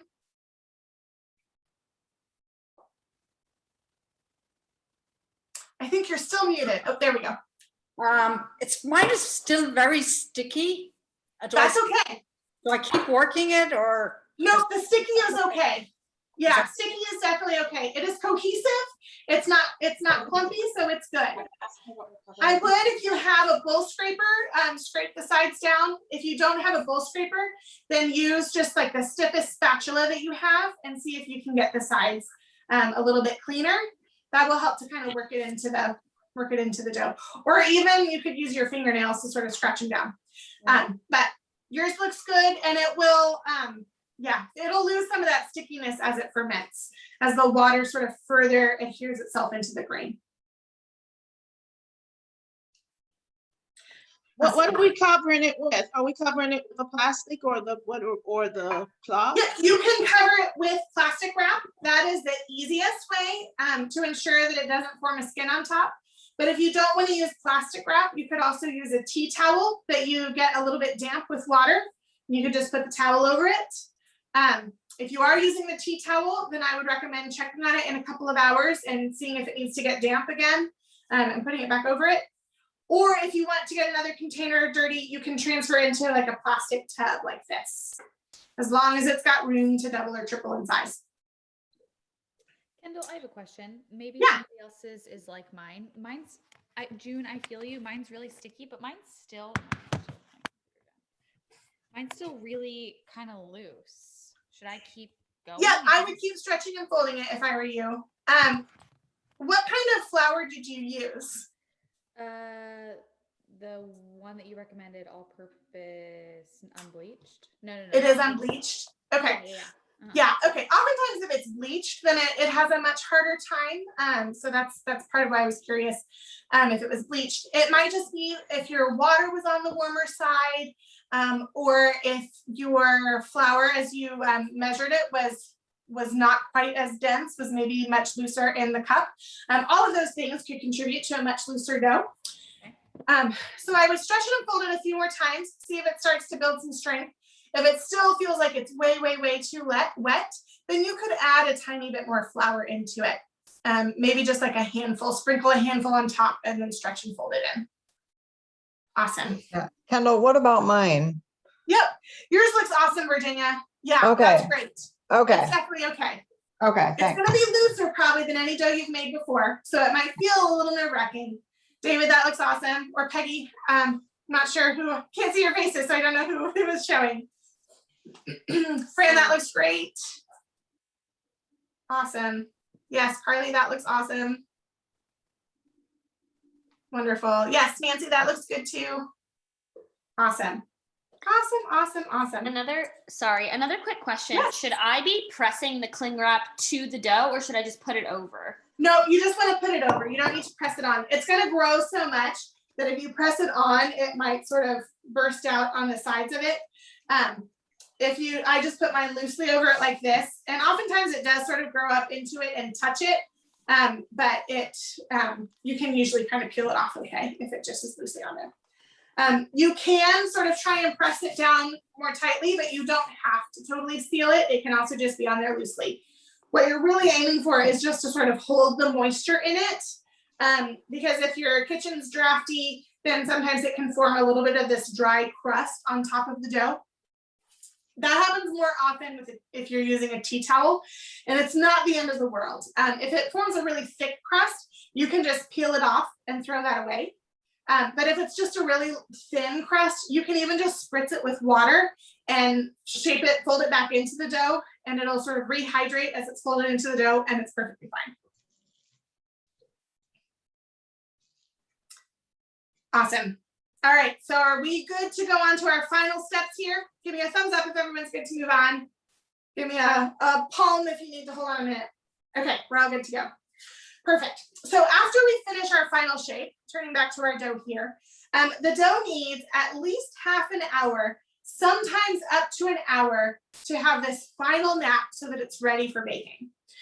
So as soon as the dough, the bread, goes into the oven, all of this water inside of the bread is going to turn immediately into steam.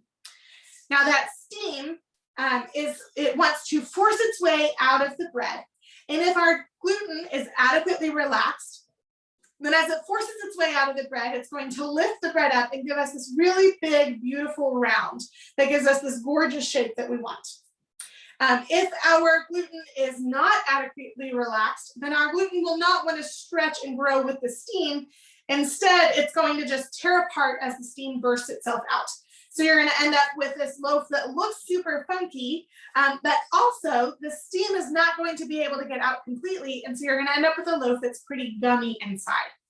So this final rest is allowing all of this gluten to relax completely.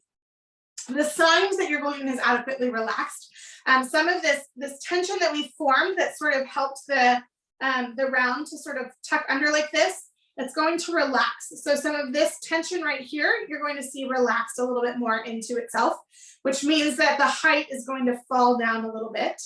But also if you poke it with your finger, right now if I poke it, that indentation springs straight back. But when it's ready for baking, I can poke it gently and that indentation is going to fill back in just about halfway. And then it's going to be a bit slow. That means it is ready for baking. If you have made a recipe that takes about 2 or 3 hours from start to finish, that uses a much higher quantity of yeast and maybe uses sugar as well, you might be used to this final proof being like very particular, that you have to get it at the right moment or else your dough will overproof. And if it overproofs, then your yeast dies and you end up with this pretty ugly sort of dough roll or whatever it is that you're making. Because we use such a small amount of yeast and we gave it time to pull all of the sugars out of the wheat, we have a very, very wide margin here. So we are not necessarily looking for our dough to grow any bigger.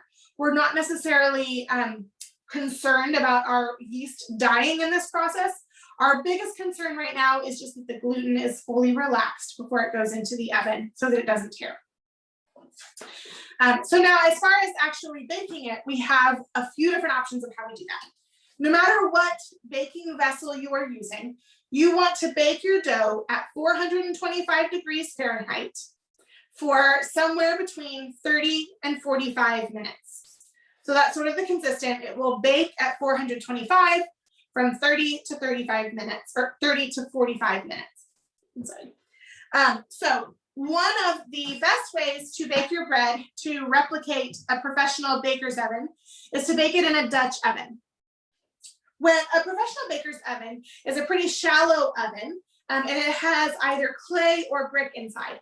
So as soon as all of this water turns to steam, the oven actually traps that steam inside the oven chamber, and it helps to keep the surface of the dough quite supple so that it can continue to grow until it is fully grown, and then you let all the steam out with a damper, and that crust is able to form, and that gives you this really big, beautiful loaf with this gorgeous golden, bubbly crust. The best way to replicate that at home is with a Dutch oven. When you put the dough in here, all the steam is trapped inside the Dutch oven, and so the first half of the bake, it allows the dough to really grow, and then you can take the lid off, all of the steam escapes, and the crust is able to finish baking. You get this really gorgeous loaf. So if you are baking in a Dutch oven, you want to preheat the Dutch oven with the oven. You want to preheat it with the base on one shelf and the lid on the other. It is not great for a Dutch oven to be preheated empty. So if you have the lid on when it preheats, it's not great for the inside of the Dutch oven. So just put the lid on one rack and the base on the other. And then when your dough is ready to go in, your oven's preheated, your Dutch oven's preheated, you can drop the dough inside, put the lid on, and put it back in the oven. If you're going to go with this method, I recommend letting your dough rest on a piece of parchment and then dropping the parchment into the Dutch oven. The dough is, because it's baking at such a high temperature, the outside is going to turn in, like the crust is going to bake immediately. And so technically, like it shouldn't stick to the Dutch oven because it should turn into that crust immediately. But if you use, if you have excess flour on your dough as you're shaping, then what might happen is that steam is actually going to turn that excess flour into glue, and then it's basically going to glue your loaf to the bottom of your Dutch oven. I'm speaking from experience. I have definitely done this before. So as you're getting used to the feel and getting used to the shaping, it is common to have a little bit more flour on your dough. So that is an error that is not uncommon when you're early in the process. So by just resting it on parchment, you sort of eliminate that possibility. So if you've got parchment, you can shape your dough, let it rest there. You might well avoid some headaches and frustration later on. If you do not have a Dutch oven, or you do not want to use your Dutch oven for your bread baking, I typically, if I'm baking bread, I'm also making soup. And so typically my Dutch oven is otherwise occupied. So you can also bake your bread in a sandwich pan. So you can just shape it straight into the sandwich pan, and you can let it rise in the pan, and then the pan just goes straight into the oven. Or you can bake it on a baking tray. Again, you can let it rise on the baking tray, and then the baking tray can go straight in the oven. If you're going that route, you can replicate the steam in various ways. You can preheat your oven with a pan of water on the bottom rack, like a 9x13 pan with about 1 inch of water in it. Just put it in right before you turn your oven on. Let your oven preheat with that pan down there, and it will help create some steam. I typically keep like a spray bottle of water here. This is actually the one I bought when I was training my dog and was told that you like spritz them with water if you're doing anything bad. he was not responsive to it, but it's actually very handy for when I'm making bread. So you can like spritz the top of the loaf with water, and so that could help right before it goes in the oven. You can even spritz your oven with the spray bottle here, and that can help to create some steam in your oven. So those are a couple of options to help have steam in your oven when it bakes. But quick question. Yes. What about a pizza stone? Yeah, you can use a pizza stone as well. A pizza stone is going to be more similar to baking in a Dutch oven. So you would preheat your oven with the pizza stone, and then you can drop your dough directly onto the pizza stone. That takes a little bit more technique because you have to, I mean, you could just pull your pizza stone out like you would the Dutch oven, drop the dough on and put it back in. Or you can sort of pull the rack out, drop the dough on and pour it back in. So I get more nervous personally because I have many bad oven burns, but if you want to use a pizza stone, you definitely can. Okay, great. Yes. You still will, with the pizza stone, you do want to try and create some steam in there. So having like a 9x13 pan with steam underneath would be really good. So whether you are using the Dutch oven or you are adding steam with a pan, you want to bake for 15 minutes with steam, and then you want to remove your source of steam, be it the lid to the Dutch oven or that pan of water, and bake for another 15 minutes. And then at that point, you want to start checking on your dough, and you'll check on it about every 5 minutes until it is done. Your bread will be a little bit different sort of based on our ovens. Most ovens are not very consistent at that high of a temperature. So for some of you, it might take like 33 minutes to bake your bread. Others of you, it might take more like 45. And that tends to be because our ovens just aren't totally consistent at those higher sort of, at those higher temperatures.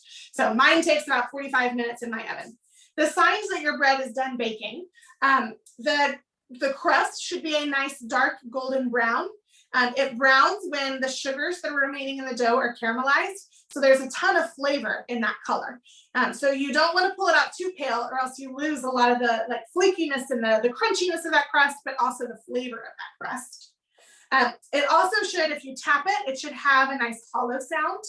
And if you are nervous that yours might not be done, you could insert a probe thermometer into the center of the dough, and it should read between 180 and 200 degrees Fahrenheit. One last step before you put your bread in the oven is that we have to score our loaf of dough. So as I said, all of that water is going to turn immediately into steam. And the steam is going to find the weakest spot in the bread in order to escape. So what we do by scoring our dough is that we actually create a weak spot in the bread so that we can direct the energy in the way that we want it to go. We want that energy to all go upwards to help lift our dough into this big, beautiful loaf. And so by scoring on top, we create this weak spot and allow it to grow. I think there's some like also beautiful spiritual parallels there. The fact that like not only is weakness necessary, but we can actually use this weakness to become a strength within the bread itself. So we create this weak spot in the bread, and then we allow the steam to escape there, and it fills in and creates this big, beautiful loaf. So there are two different tools that you could use to score your dough. The professional baker's tool is called a lom. It looks like this. It's basically a razor blade on a stick. And you can replace the razor blade as it gets dull, and you can create all kinds of like intricate shapes. You also can use a knife. My favorite knife to use is like the size of a paring knife, but it's serrated and it's super, super sharp. You want to use a very sharp knife, and you want to use long, swift movements.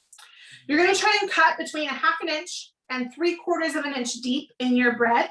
But it is much better to go with multiple long, swift movements than to try and get that deep from the start. If you try and get that deep from the start, or you're using a very dull knife, you're just kind of going to pull the surface of your dough, and you're going to lose some of that beautiful shaping you've just done, and you're never really going to be able to cut deeply into it. So sharp knife, long, swift movements, 3 or 4 times if you need to get deep enough. You want to cut at least like along the full surface of the dough. So you could just do one straight line all the way down the center. You can also get a little more artistic with it. You could do like a half moon shape around the side. You could do a circle all the way around the top. You could do a cross. You could do a snowflake. A cross feels very fitting for Maundy Thursday this week. But you could do your initials. You can get fancy with it if you want. I love bread scoring, I'm again pretty lazy with this, or I would say I'm very simple with this. I like to just do the half moon shape. But there are some people who get very intricate with their bread scoring designs and do these like very elaborate sort of things. So if you ever want to look at those on Instagram, you can just put bread scoring in their search thing on Instagram and see all kinds of really crazy, beautiful, elaborate ways that people decorate their loaves with the bread scoring. So I know this has been a ton of information, but you guys have been good about asking the questions along the way. So hopefully none of you are like too overwhelmed right now. But do we have any more questions at this point? Yes, Peggy and David.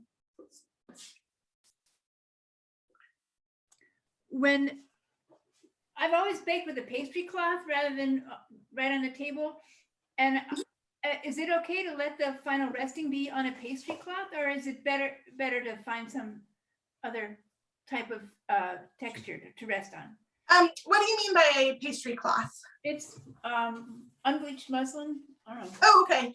Yeah, absolutely. You can let it rest on there.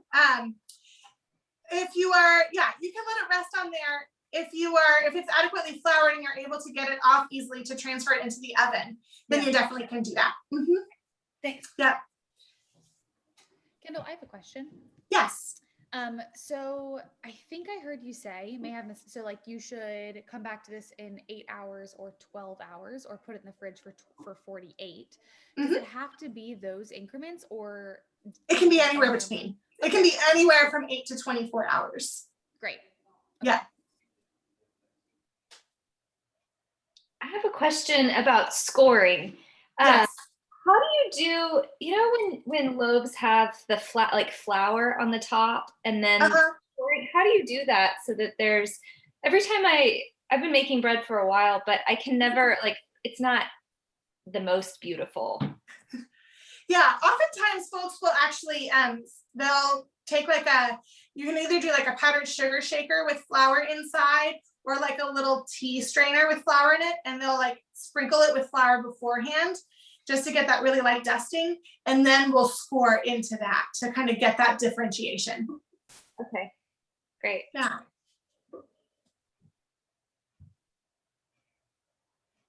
Okay, I have another question. Yes. For people who want to read more about the intertwining of theology and bread making, where would you direct them? Yeah, so there's not a ton specifically about theology and bread right now, but there will be in fall 2022. So I am working on my next book right now, which is all on theology and bread. So it'll be out a year and a half from now. So keep an eye out for that. But in the meantime, you can follow my work. I think I'm probably the one who's doing the most on this. So I have a newsletter called Edible Theology. It goes out once a month. And so I have sort of reflections on food and faith, mostly on bread every month, and then also a recipe that's in there.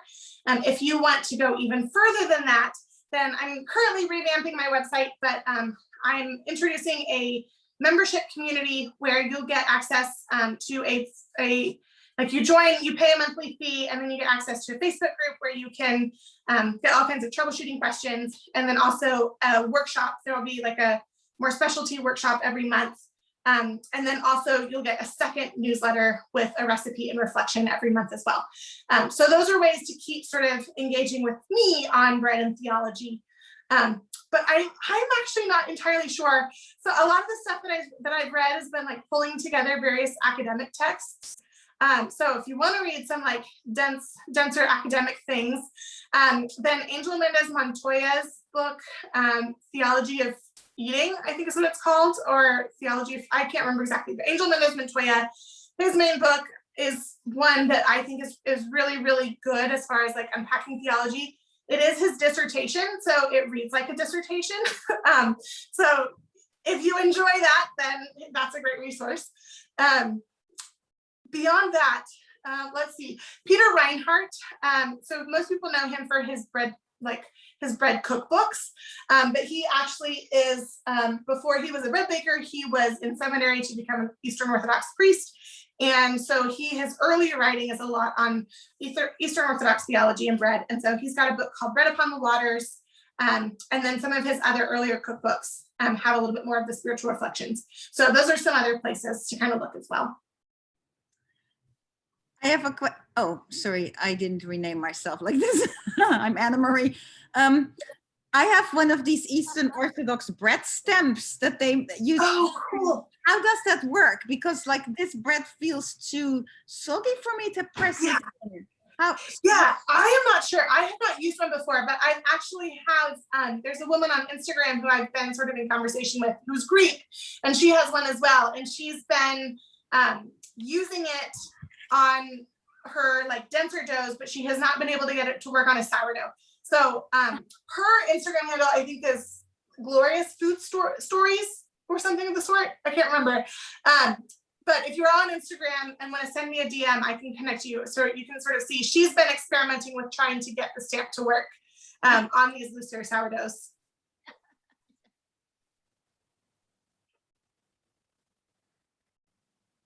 One other sort of resource, again, about the bread and theology, if you want to keep digging into it, especially for those of you with kids, I also have a program called Bake with the Bible, which is a children's curriculum. It's a 6-week lessons, or a 6-week curriculum going through 6 different gospel stories about bread. So we have the children's version, which is geared towards kids ages 3 to 10. But next Monday, we're actually also releasing a teen version. So that's geared towards slightly older kids. So we'll have a package if you want to buy both, if you've got kids sort of between those ages, or you can buy one or the other. But it's sort of designed for either families to go through all together or teens to go through on their own, where you're really looking at the role of bread throughout the life and ministry of Christ and through the Gospels. So that's sort of another place to start to dig into the bread and scripture side of things.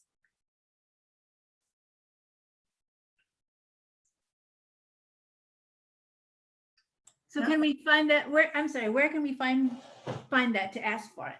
Yes, you can find all of these things at edibletheology.com. Okay.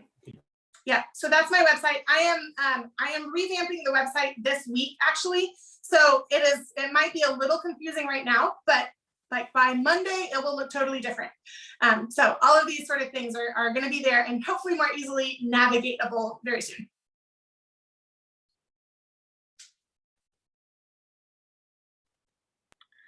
So Kendall, our next step is to let this rest on the counter until the morning, and then we throw it in the fridge until Thursday morning. Then we pull it out of the fridge, and then we let it sit for 4 hours or so, and then we bake it at 425 for about 40 minutes, right?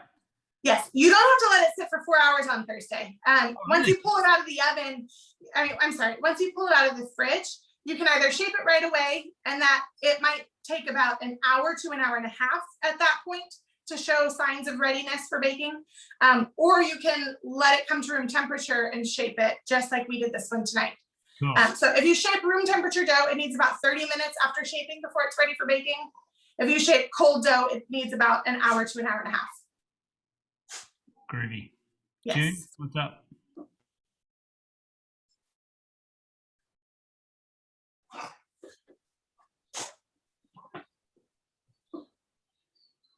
I have a question. Yes. Okay.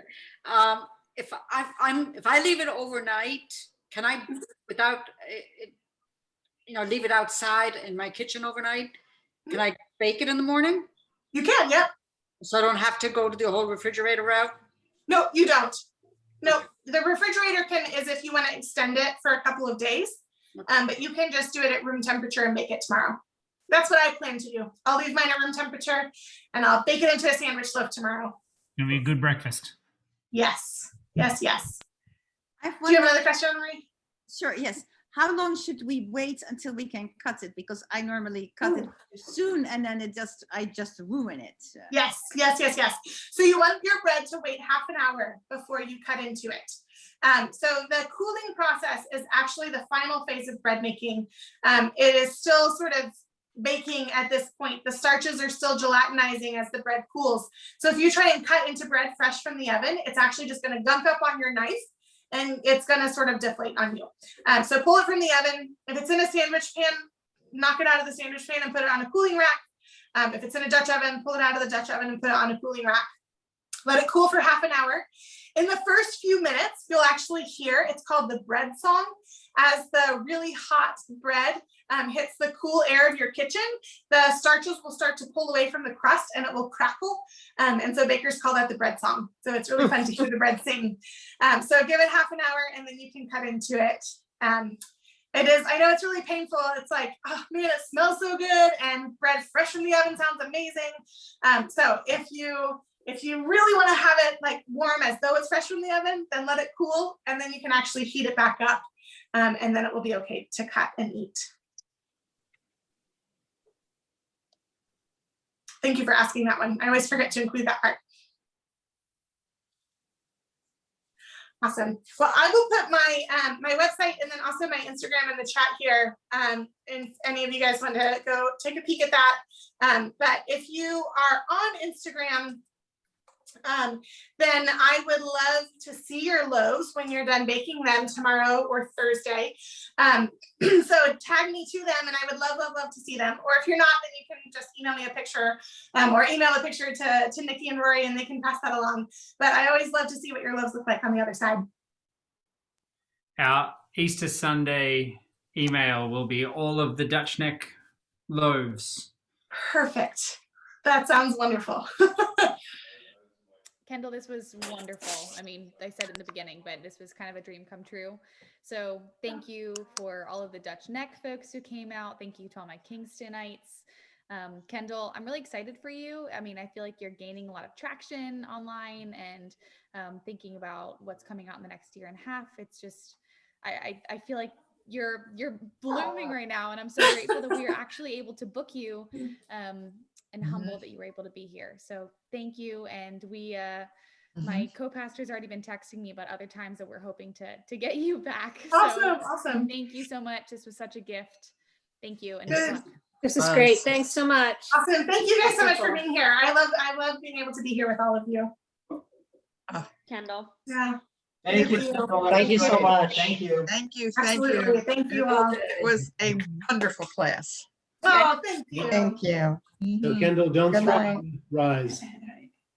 What? Do you feel like you have adequately risen?